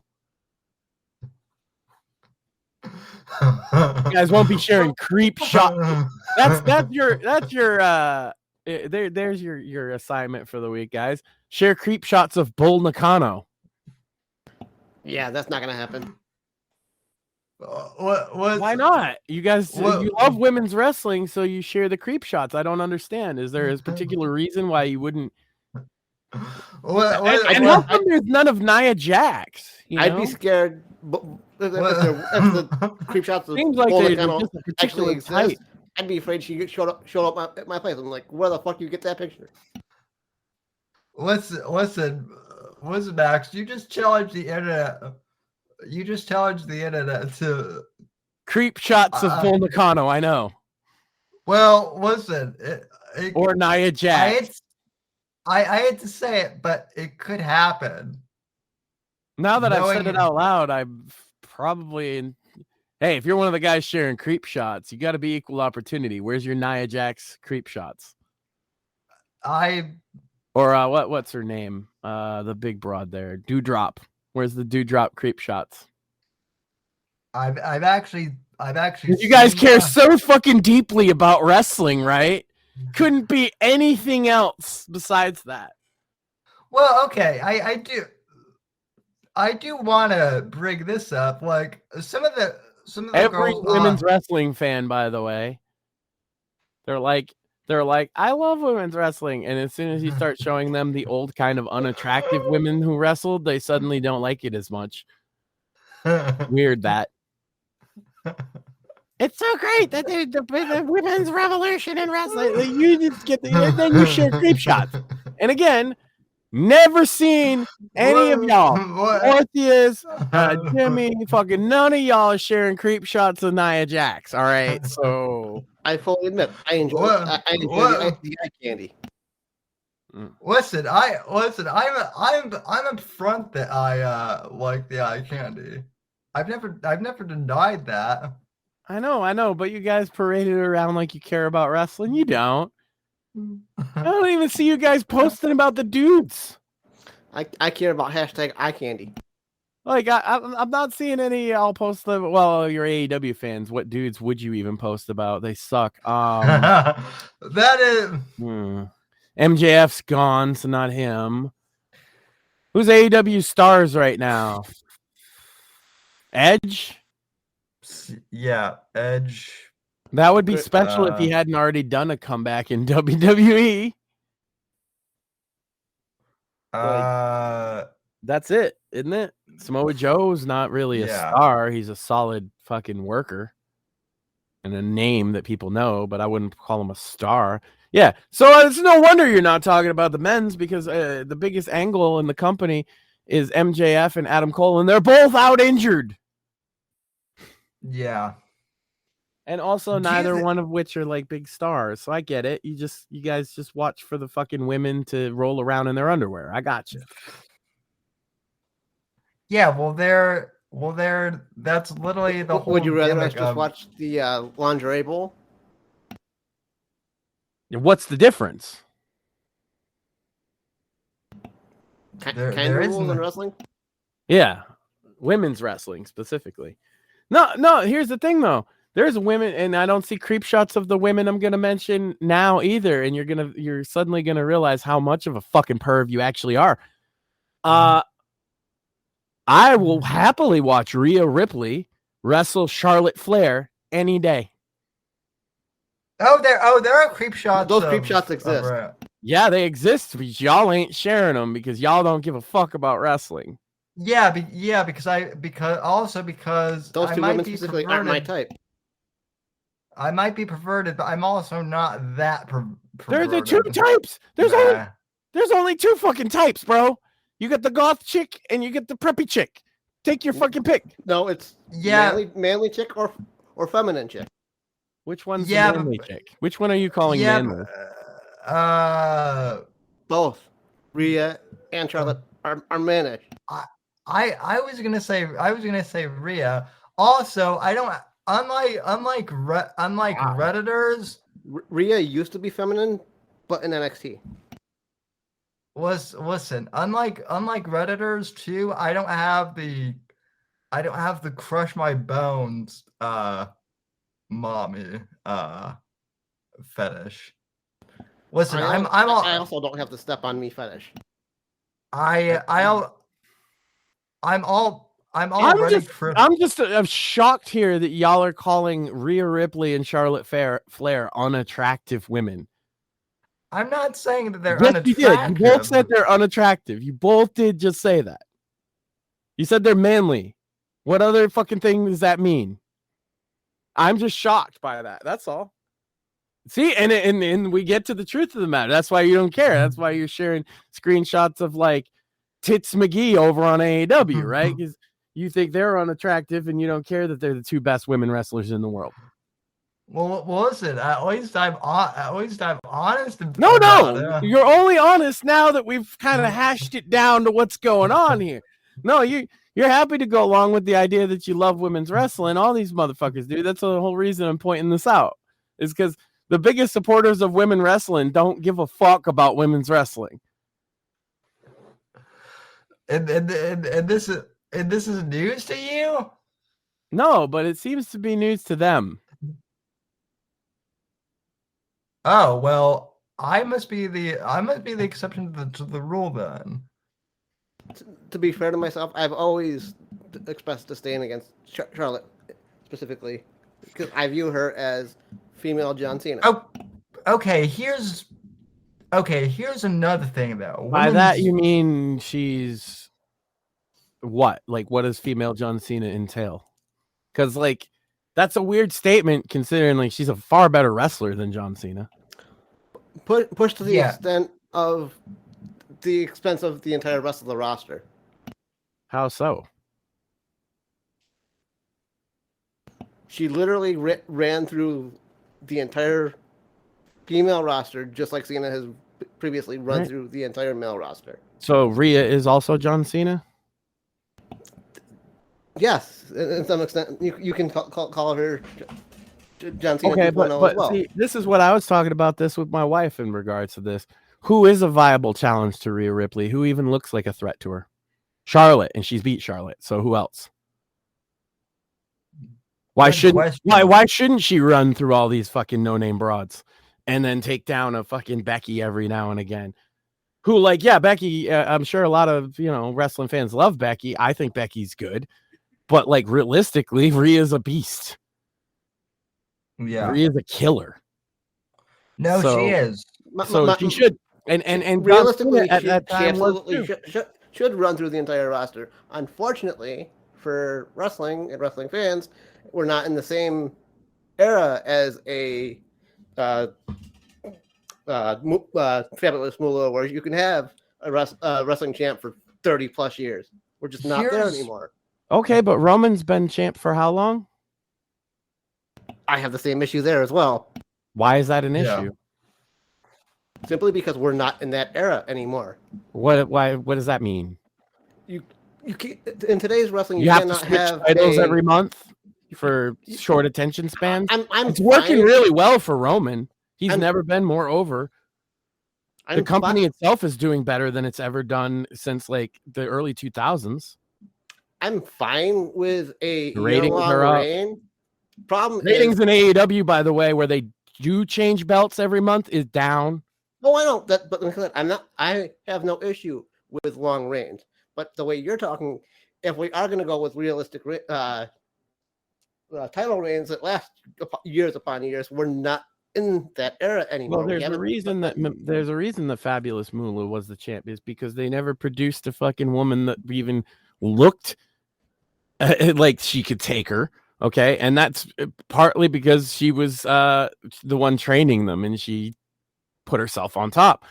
But regardless of that, the fans were okay with it, and would be whatever era you're in the sense that if you don't present any credible challenger, then the champion looks like they should still be champion. Roman's a little different because they do present credible challengers and he cheats, but I mean that's heel 101. But yeah, like Bruno Sammartino, I mean his reign was only like 7 years. Roman's like halfway there. Roman's about to surpass Hulk Hogan, and that's number 2. So I don't think it's this era. I think you're wrong about that. It doesn't matter what time it is so much as like how you build and book a story to get people's investment in it. The issue is we're so far removed from that era. You would have to retrain the audience to accept. What era? I gave you an example though. We have a long reigning champion. He's been prior to Roman Reigns. He's going to be the second longest reigning champion ever. Prior to Roman Reigns, they hadn't had a year plus reign other than Brock Lesnar, simply because he was not ever on the fucking show. Mm-hmm. So yeah, again, but he continued to draw money when he did show up. So like, I don't think that was a bad idea. Oh, I'm gonna excuse myself for a quick moment. Continue. Yeah, I'm not in the camp that thinks that Brock was a bad thing. And it's not so much he was a bad thing, but they had to retrain the audience to accept a champion that's not on the show. I don't think they needed to because it was Brock. They absolutely did. Brock looked like a beast. He looks like a champion. I don't know. They had to retrain the marks, but you're like when you're talking about marks. Yeah, that's AEW's entire audience, but WWE, it's not even a third. They didn't need to retrain anybody. They saw Brock Lesnar with the title belt, and they were like, yeah, I mean, until somebody beats him. And it's the same with Roman. This is not retrained. It's like he looks legitimate. He looks like the baddest motherfucker on earth. He seems unbeatable. He's presented as unbeatable. It's not retraining anything. It's that they haven't done that for a long time. Which is essentially retraining the audience because they haven't done it in a while. They don't. But they didn't need training. They instantly recognized Brock Lesnar. Brock Lesnar being a legitimate fighter as well helps. But they recognize that Brock Lesnar probably could crush everybody on this fucking roster in a real fight. He looks like a beast. He is a beast, right? He's a genetic freak, and especially at his age, for Christ's sakes. And so the casual fans, they don't get that mad about that kind of stuff like you would because you're more invested. And I agree. I was definitely way more invested than I am. You know what the casual fans don't like? Title swapping every month because then they have no idea who the champion is or they can't follow anything. I agree there. Because they don't watch every show or that's and again, like if you just want marks, you could do what AEW does. There's going to be 700,000 people that watch that show if they put static on for 2 hours just because they're marks and it says AEW on it. But like if you want casual fans, you go through the problems that both WCW, WWE, to some degree TNA, they've all had these problems where you do have to appeal to the casual fans and they like very different things than marks. They don't care about 5-star matches. They don't even know what that means. They don't care about cage side ring ratings. They're watching they're watching it with their kid like I am.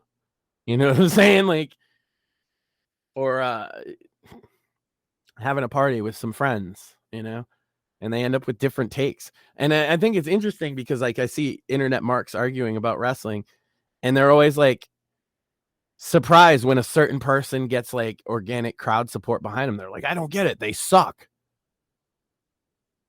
Well, maybe to you because you watch every week and you analyze everything and you talk about wrestling with your wrestling buddies. But like to the average person, they see, again, a guy like Brock Lesnar and they're like, he looks like he could fuck some shit up. And then he does. And so, yeah, they buy him as shit. You don't need to train that. You only need to train the marks. That's what I'm saying. The marks are getting, but now everybody's not going to get their opportunity. They're all getting buried because the champion has the championship. I mean, there's evidence that that's not the case from the territory days, right? Where the champion would just be the champion forever. He might lose it here and there and win it right back. And nobody cared because it was Jerry Lawler or fucking Dusty Rhodes. Well, Dusty never won the fucking belt, but Ric Flair. Ric Flair was the champion like through the whole 80s. Nobody was upset about that. Marks today would be like, oh my God, I can't believe he's marrying everybody. Ric Flair elevated anybody he worked with because he was the champ. I don't know. I just think it's, I don't think it's the modern fans are just a bunch of marks on the internet who don't understand what like a casual fan might care about. Oh, my 5-star matches, my work rate. Oh no. Then nobody cares. I've enjoyed the shit out of matches that the average wrestling mark would be like, but that was a bad match. I don't know if it's fun to watch. If you had fun watching it, especially with friends, maybe not so much. Actually, I see a lot of matches that people say are good that I think are bad. Kenny Omega being the prime culprit. I've never seen him have a good match. I've seen a couple of matches, but overall, I agree. He is quite overrated by most of the hardcore fan base. Well, he's an overactor. I agree. He doesn't just sell. It's like the hardest sell you've ever seen. Like he's a ham. It's supposed to, like, if you're simulating a fight, I'm supposed to believe it's believable, but he flipping around the ring with his hands in the air like a fucking moron, like a fairy. It's very unbelievable to me. Same with his buddies there. The whole company basically is premised on bad wrestling. If you like wrestling, but if you like a parody of wrestling, and you vaguely remember the 90s, I understand why people like AEW. But like, if you remember real wrestling, it's kind of a joke. It's. I agree, and you were about to bring up the Young Bucks, and that's a lot of the reason why I don't like the Young Bucks, just because they are clown shoes, as far as I'm concerned. I saw one not that long ago where they put like an explosive in one of their shoes for a super kick, and I'm like, oh, so they're just Wile E. Coyote now? Yep. Okay. That's what people like, and that's why I say like AEW fans aren't wrestling fans, because wrestling fans would fucking riot. Wrestling fans would not appreciate that particular kind of making fun of wrestling. What Max said. That's where Max and I are going to agree. A lot of what today's wrestlers do. I can't believe he just agreed with all the PCP stuff I just said about him. Right? That's why he had to go off screen, because he was hooked up on PCP walking around. He had to go get wet, as they say. Meet his friend Sherm. You know what is you know what is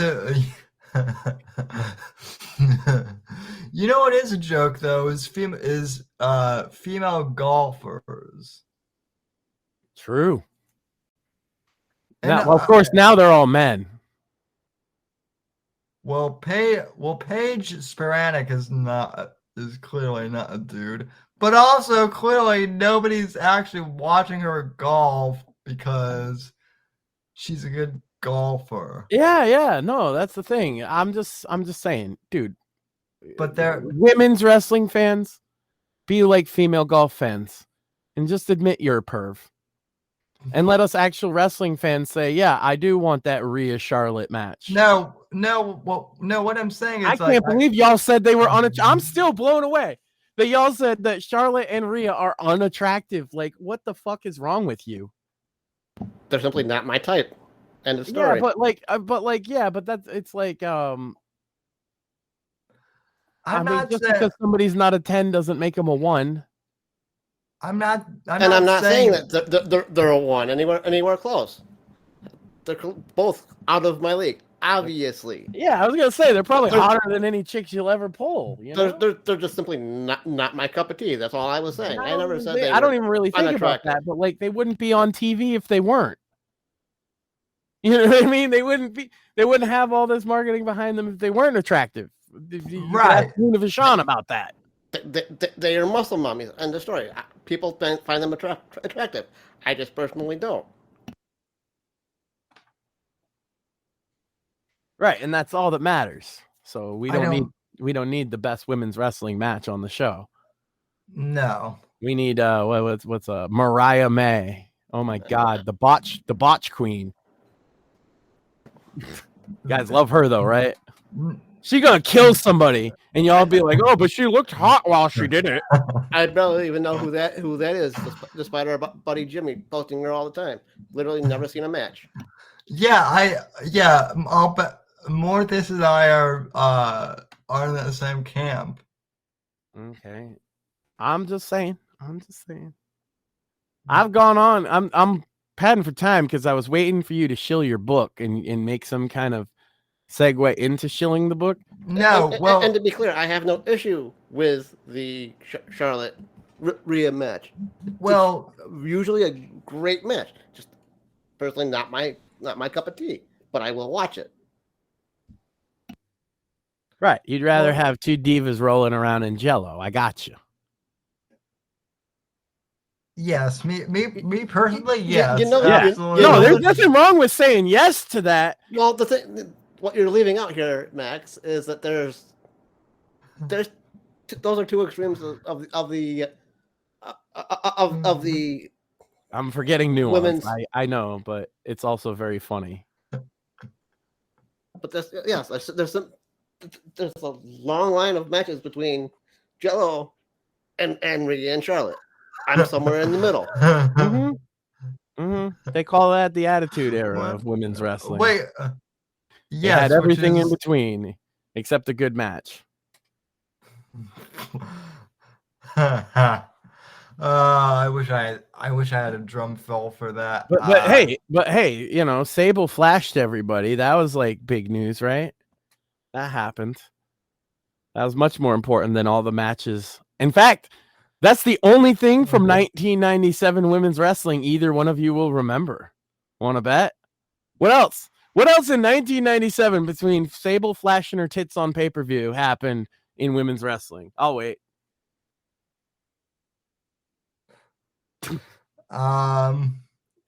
Who was the champ at the time? Do you know?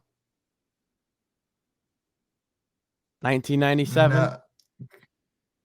Crickets. Yeah. See, what happened was that they didn't have a champ because Medusa went to WCW and put the title in the trash. Which, if you mentioned that would be the other women's wrestling thing from 1997 is Medusa putting the title in the trash and Sable's tits. That's it. I can't even tell you the male champ in 97. So, Bret Hart, mostly. I also had no idea that you can't tell me the male champion, but if I said Montreal Screwjob, you would suddenly know a thing or two. 1997. Bret Hart gets screwed out of the title. You would know who the champion 1997 is if I said that. If every wrestling mark knows about Montreal, that weren't even alive back then. No, but you've heard of the Montreal Screwjob, yeah, right?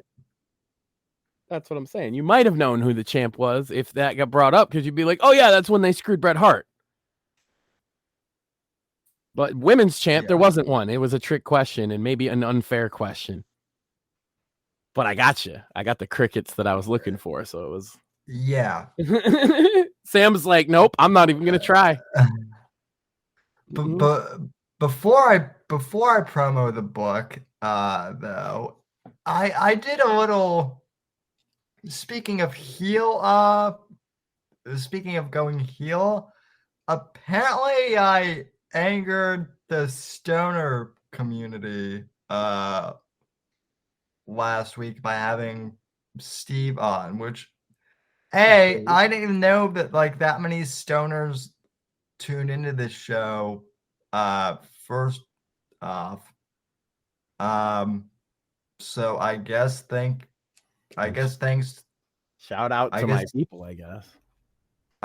Well, okay. This is another thing I want to like. I know that you smoke, Max, but like, you're not part of the whole 420 culture. It's not like. The hill you die on. It's not your entire personality. That's where I always think people go wrong. It's like suddenly everything they can talk about or think of is regarding weed, and every joke they make, and it's annoying. And I went to high school with like a lot of those people, and apparently some of them tune into the show, and they spurged out on me on Facebook last week after I invited Steve on. Steve doesn't care about you type of people. He cares about the hardcore, the drug cartel. Yeah, he was mostly talking about like the cartels and the trafficking. And like the biggest problem specifically mentioned, as far as I recall, was fentanyl. And pointing out that buying weed from Mexican drug cartels is helping that problem persist is not like it's true. It's true. And you might not like that. Now, and this is why, and I bet you if I sat there, I wasn't there. You guys had the show, and but I would have just talked to him about the legalization and the problems inherent with legalization, because we mentioned in Colorado, it's so expensive that the black market still thrives, and that's cartel weed. So people are still buying from the cartels, even though it's legal. In Massachusetts, and I brought this up last week, and this is like a perfect example. So this is like a half-ounce bag, right? We mentioned an eighth. That's 4 of them, right? It's $50. $50 for a half ounce. Colorado, you said, is like closer to 80 for an eighth, like a quarter of what I just showed. Yeah, there's a reason that people are still buying it. Brickweed, as they call it, or another word for it is mersh. They're buying mersh from these Mexican drug cartels, right? And oh my god, is that where? Holy shit! I had no idea that that's where he gets his name. Yeah, it means commercial weed, mersh. I don't know if that's where he got it from, but it's not a compliment. Like if you got weed and you're like, yeah, that's some mersh, that's not a good thing. That's a bad thing. Well, it is. Well, it is kind of fitting for him, considering that he. That makes it even funnier when he says Hollywood mersh. If you think about it, he's the bunk ass weed they sell in the back alleys of fucking Hollywood. But yeah, no, you are. If you're buying this swag weed, if you're buying this brick weed, you're buying this mersh, you are supporting drug cartels and they are doing a lot worse than selling weed. They're trafficking women and children. They're smuggling in fentanyl and in some cases even lacing weed and other drugs with fentanyl. And it's not good. Now, if we could legalize it more in the way Massachusetts has done, to where it's like, it would be more expensive to go to a black market guy. Yeah. For me, right? If I went to a black market guy, it would be more expensive than the fucking $50 half ounce that I can get perfectly legally from the store that's grown right here in Massachusetts. Because of all the laws involved, they have to grow everything right here. So you know it's not coming from a cartel. You know it's locally grown. And you're, cutting off that problem. So, and this is what I mean. If I talk to him about that, he'd probably agree.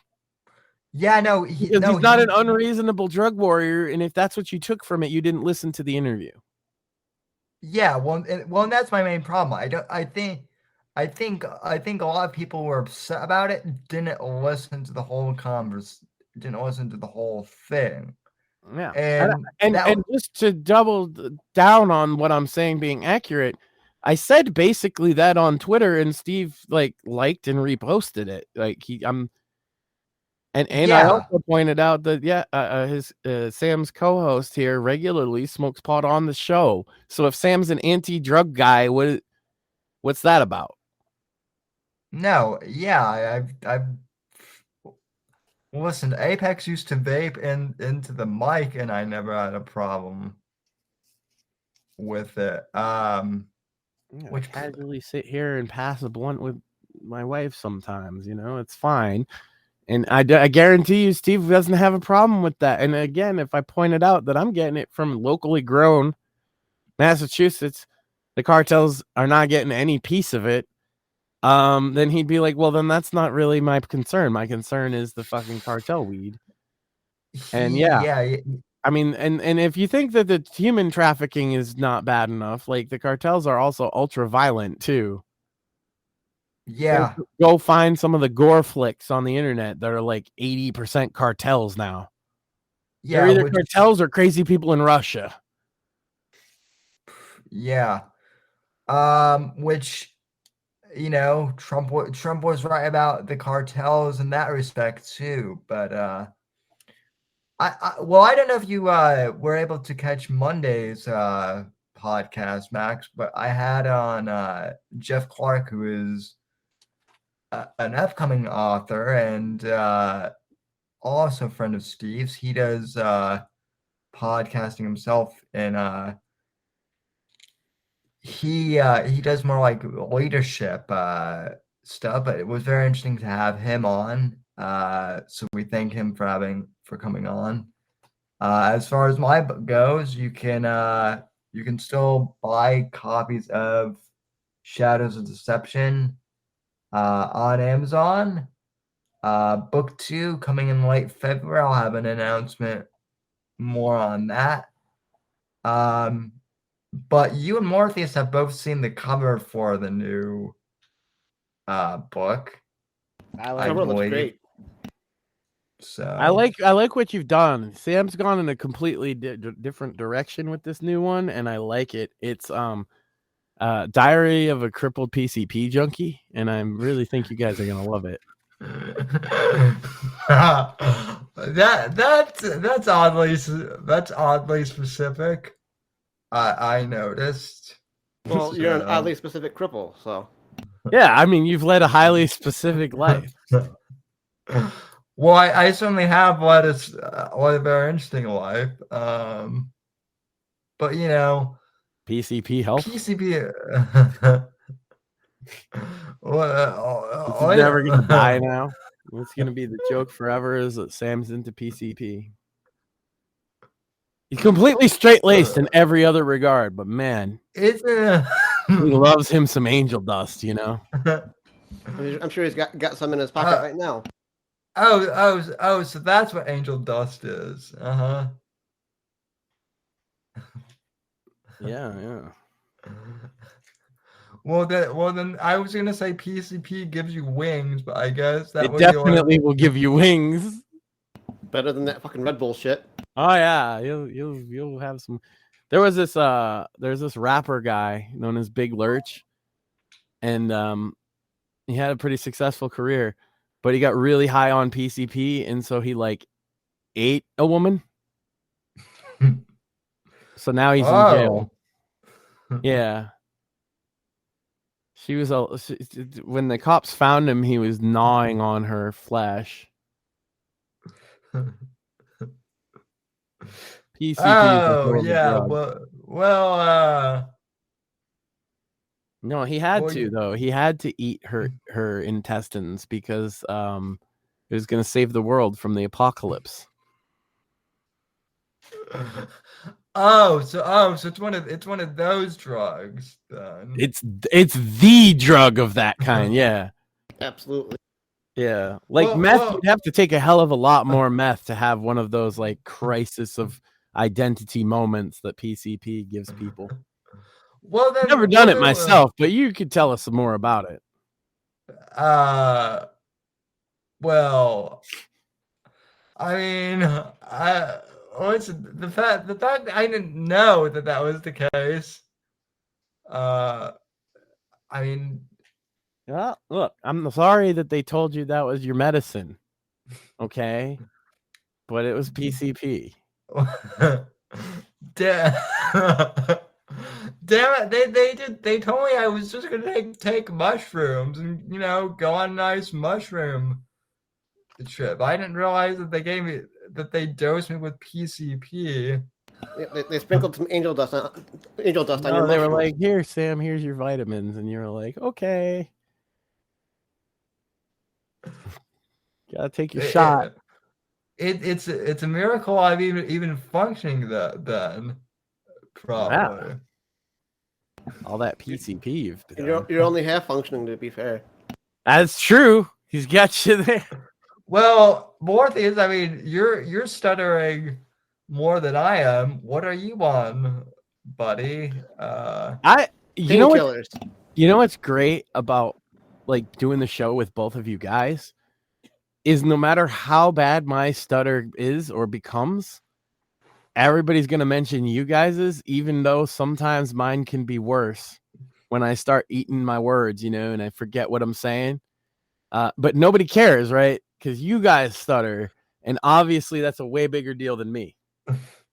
Yeah, but neither makes me look like I have like impeccable linguistic ability, even though half the time I'm like, But neither. We were born this way. What's your excuse, Max? Yeah, I know. You guys come across eloquently, and people are like, "Ha, stutter." I stutter like a motherfucker, and nobody cares. I don't know. It literally. But to be fair though, neither of us are stuttering. Female cop, guns drawn. Feds. Shut the dog. If I ever stuttered that much, then kick me off the fucking show. That was more of a stroke than a stutter. Yeah. No, but I mean, I wouldn't kick you off the show. I'd call an ambulance. Okay, fine. Call an ambulance, Yeah. make sure I'm okay, then kick me off the show. No, well, listen. We'll just at that point we would drive to your house. Probably. Yep. What Oh, Sam just said. I'm gonna steal his bit.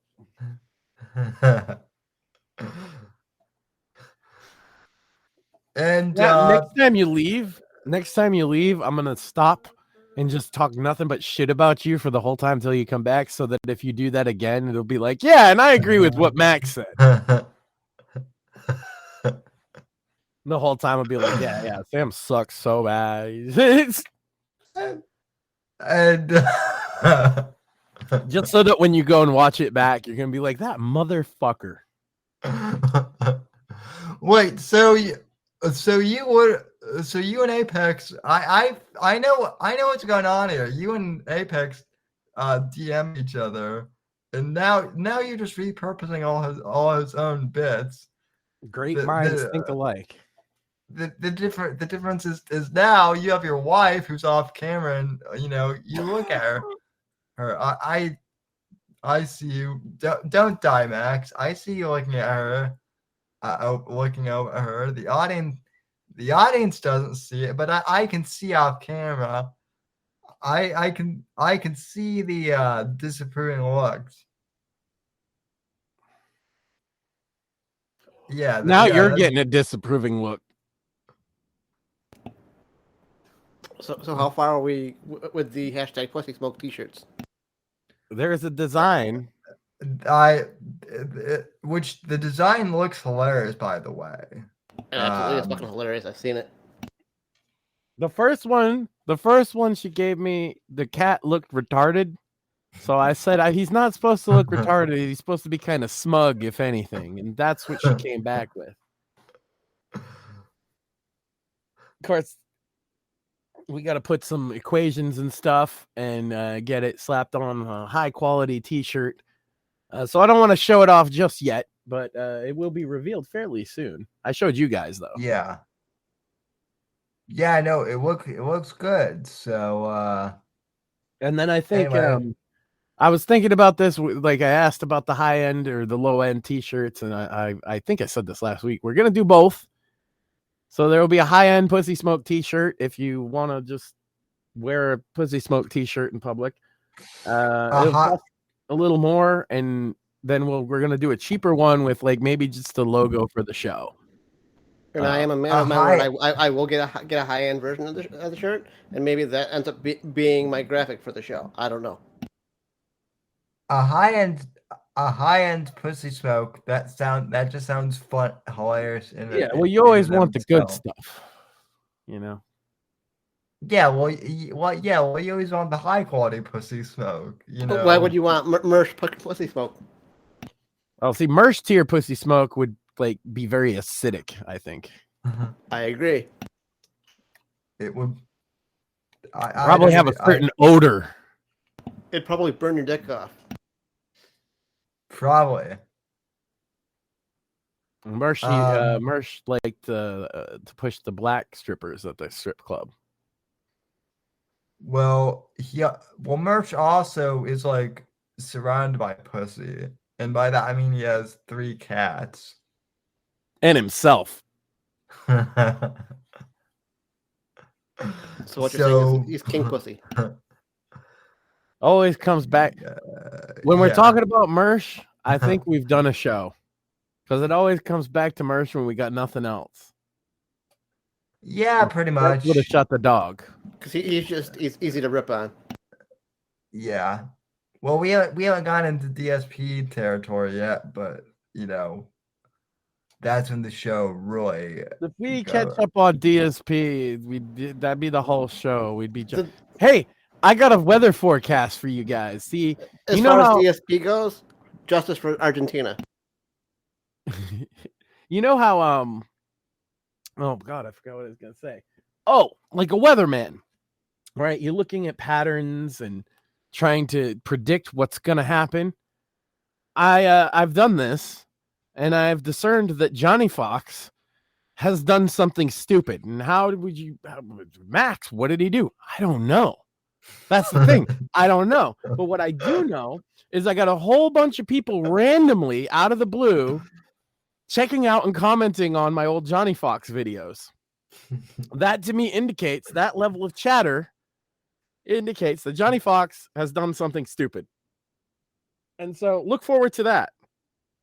There is a natural salt front coming through from the Johnny Fox sector. Ew, interesting. Well, next week what did he do? I don't know. I just know he pissed people off because that's the only reason they would go looking for my old Johnny Fox videos, is if they realized he's an asshole. So you never have to make like new content on him. No, because he does the same thing. And the people, Yeah. One of the comments was like, hey, he's been up to the same shit. I have receipts. Here's stuff from his Discord. And I'm like, I don't even have to go look. Here's the thing about Johnny Fox, Sam. People send me Johnny Fox tips. I don't have to look up anything with Johnny. There are people, one of which is a girl on Twitter using kind of like an alt account. And she's fed me the best tips. I'm not even going to name it because I'm not going to name my source, but she's fed me the best tips about Johnny Fox. And she has a bit of a personal vendetta with him. Oh, I'm sure. And so, but this is even randomer than that, because she'll usually tell me stuff, but she's not in his Discord or anything. And apparently he's been losing it on his Discord, as he is wont to do. And I'm sure we'll hear more about it soon. I just figured I would predict the weather, and the weather says Johnny Fox is about to have a shit fit. The one thing that I will say about DSP is he officially canceled the upcoming documentary that was supposed to happen. Yeah. I never got it, the DSP thing, beyond like, yeah, it's funny, but like people really obsess about him. And as you can tell, I don't even obsess about my goons like Johnny Fox. Like I actually don't like covering Johnny Fox, but it gets me the most views. There's probably going to have to be a cringing over coffee sooner or later. There hasn't been one in a long time, but if Johnny's acting up stupid, it should be a lot of fun. It should be. Oh, well, I guess one final thing that we could talk about is Melee at the WEF. We talked about that last week. Oh, yeah. Because that was the day he did his speeches. Yeah, it was funny. Yeah. He definitely owned them right to their face, which is hilarious. Well, that, and then I don't know if you saw this, but the guy who runs Chase basically, he didn't endorse Trump, but he basically said, "Look, I understand why people like Trump," and I thought that was interesting. So yeah, I mean, bottom line is I'm optimistic for 2024, and I am super optimistic. You know, Dave has been in a war with his oven heating his home. So follow me on Twitter for more on Dave's eternal struggles. But yeah, it's pretty optimistic watching Dave freak out. And also, you know, politically, I think things are going in a direction I like. Yeah. I figured I'd get the Dave stuff in there. Dave has literally been heating his house with his oven and doesn't realize why he used way too much electricity. And now the oven doesn't work. So that's great. You know, this is 2024, baby. The new season of Dave. Season 20 something, right? I believe it's season 16. Oh, wow. 13 was Dave versus the Cat Freak, and that was several seasons ago. By the way, also, you know, big crazy twist. Dave has become the Cat Freak. Who could have seen that coming? No one. It's crazy and it's great. And so this cat lives under Dave's like mobile home, and he feeds it, but like the cat looks at Dave as pissed off as Dave looks at the internet. So it's great. It's a perfect cat for him. Karma then. That cat looks at Dave like, are you special needs? And the answer is yes, but yeah, well, cats are assholes that way. I've been trying to throw up Dave clips, and if you don't watch the little short clips of Dave that I put up, you're kind of missing out because I only put up the best stuff, and there's a lot of funny Dave. Yeah. Follow me on X, Twitter, twitter.com. Follow me on twitter.com. Twitter. At Blame Max Sand. Dave blames me for a lot. I don't care what Elon wants to call it. Will forever be Twitter. I mean, it's really hard to say that you're going to change the name when it's still twitter.com. Yeah, it's also really hard to say you're going to get rid of bots when there are more bots than ever. Yeah, shout out to all my new follows, which are almost entirely bots, and a couple authors. And Val Venus follows me now, which is pretty dope. Well, you're welcome for the authors, Max. Yeah. Well, tell Steve I said thank you. And Val is a known conservative, so I can't say I'm surprised there. Yeah. Val's more like an ANCAP, but like I don't know. He was saying he'd show up to AEW because he'd fight anybody on the roster, and I retweeted it, and he followed me. He's a good dude. Val Venus is, for a porn star, he's an alright guy. He was totally a real porn star. That's yeah. We might have a guest next week's live show. But is it gonna be the return of the Boomer secret agent? That would be great. We got to get him back on.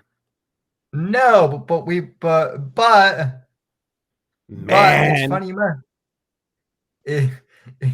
it's funny it's funny you mentioned that. It's funny you mentioned that because I mentioned Jeff Clark, who is a veteran. Mm-hmm. He wants to go on. He wants to go on the live show. And I didn't mention, I haven't mentioned the Secret Agent Man video to him, but we might have to do a veterans react to Secret Agent Man. Yeah, you don't even need to be a veteran to have that reaction that I had either. And I cut so much, Sam, I cut so much out of that led up to it, of like him saying, like he would every major historical event that we mentioned, he somehow was a part of, even if he was a child. Yeah. It's like, oh yeah, my parents were totally involved with the Watergate stuff. It's like, I'm gonna press X to doubt. Maybe one thing, if you say like, okay, I was closely tied to this historical event, but when it becomes everyone, you're just kind of full of shit and everybody knows it. And most veterans don't put themselves close to fucking big events that they weren't involved with. No, if unless they're a bullshitter. No, if anything. So this is what I've noticed, having interviewed Steve and Jeff. Now, a lot of actual veterans, I've noticed, like if anything, they play down their shit. Yeah, well, you know, they get so much of like, oh, thank you, and you're a hero, that you often hear them say, I was just doing my job. Not even that though. You just ask them what they did, and they're like, oh, not much. I drove a truck, and yeah, I tell you what they actually did instead of like a story about how they infiltrated the fucking KGB. Well, yeah. and even if it was exciting shit, like this is what's funny about Steve. Like Steve passed off like being in the Secret Service as if like as if he was like some as if he was just any security guard. Yeah. Yeah. Mm-hmm. Or he did kind to be fair, he did kind of acknowledge that being in the Green Beret was a big deal. But even so, I mean, he even downplayed, being a Green Beret, which, like, if anything, that's what bulk up. But anyway, so yeah, we may have a guest next week. We'll have to wait and see. And like I said, I'm glad that Rumble Studio seems to work. There were a few bugs, but overall I think it worked pretty well. We'll get some more sound effects in here. And again, purchase Shadows of Deception on Amazon. Go watch Cringing Over Coffee on Odyssey. Interestingly, you can watch old episodes. They hold up because it's not time sensitive. Some crazy shit up there. And anything else I need to promo? Morpheus, you got anything? If you're interested in following me on Twitter, it's Morpheus on Twitter. Feel free to follow me, and I'll follow you back if I can, when I can. Alrighty then. Well, I think that'll do it for and tonight. stop supporting the cartels, because we need to cut Sam off from this horrific PvP addiction. Damn it! I'm not on PCP. I know. We'll get you some. Don't worry. End the show. It's gonna get testy over here. Yeah. We've been on since 9, so he hasn't been able to smoke in the last 2 hours. Well, why do you think he walked out? I mean, to smoke. That's how they do it, right? They smoke it. Yeah. I have no idea.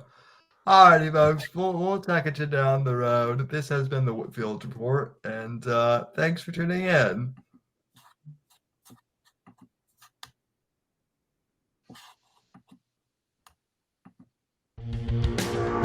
Thanks for listening to The Whitfield Report on the NGC Network. Please visit Sam's website at www.thesamwhitfield.com and support Sam on Patreon at patreon.com/Whitfield Report. Until next time, God bless, God save this great nation, and God, freedom, legacy, in that order.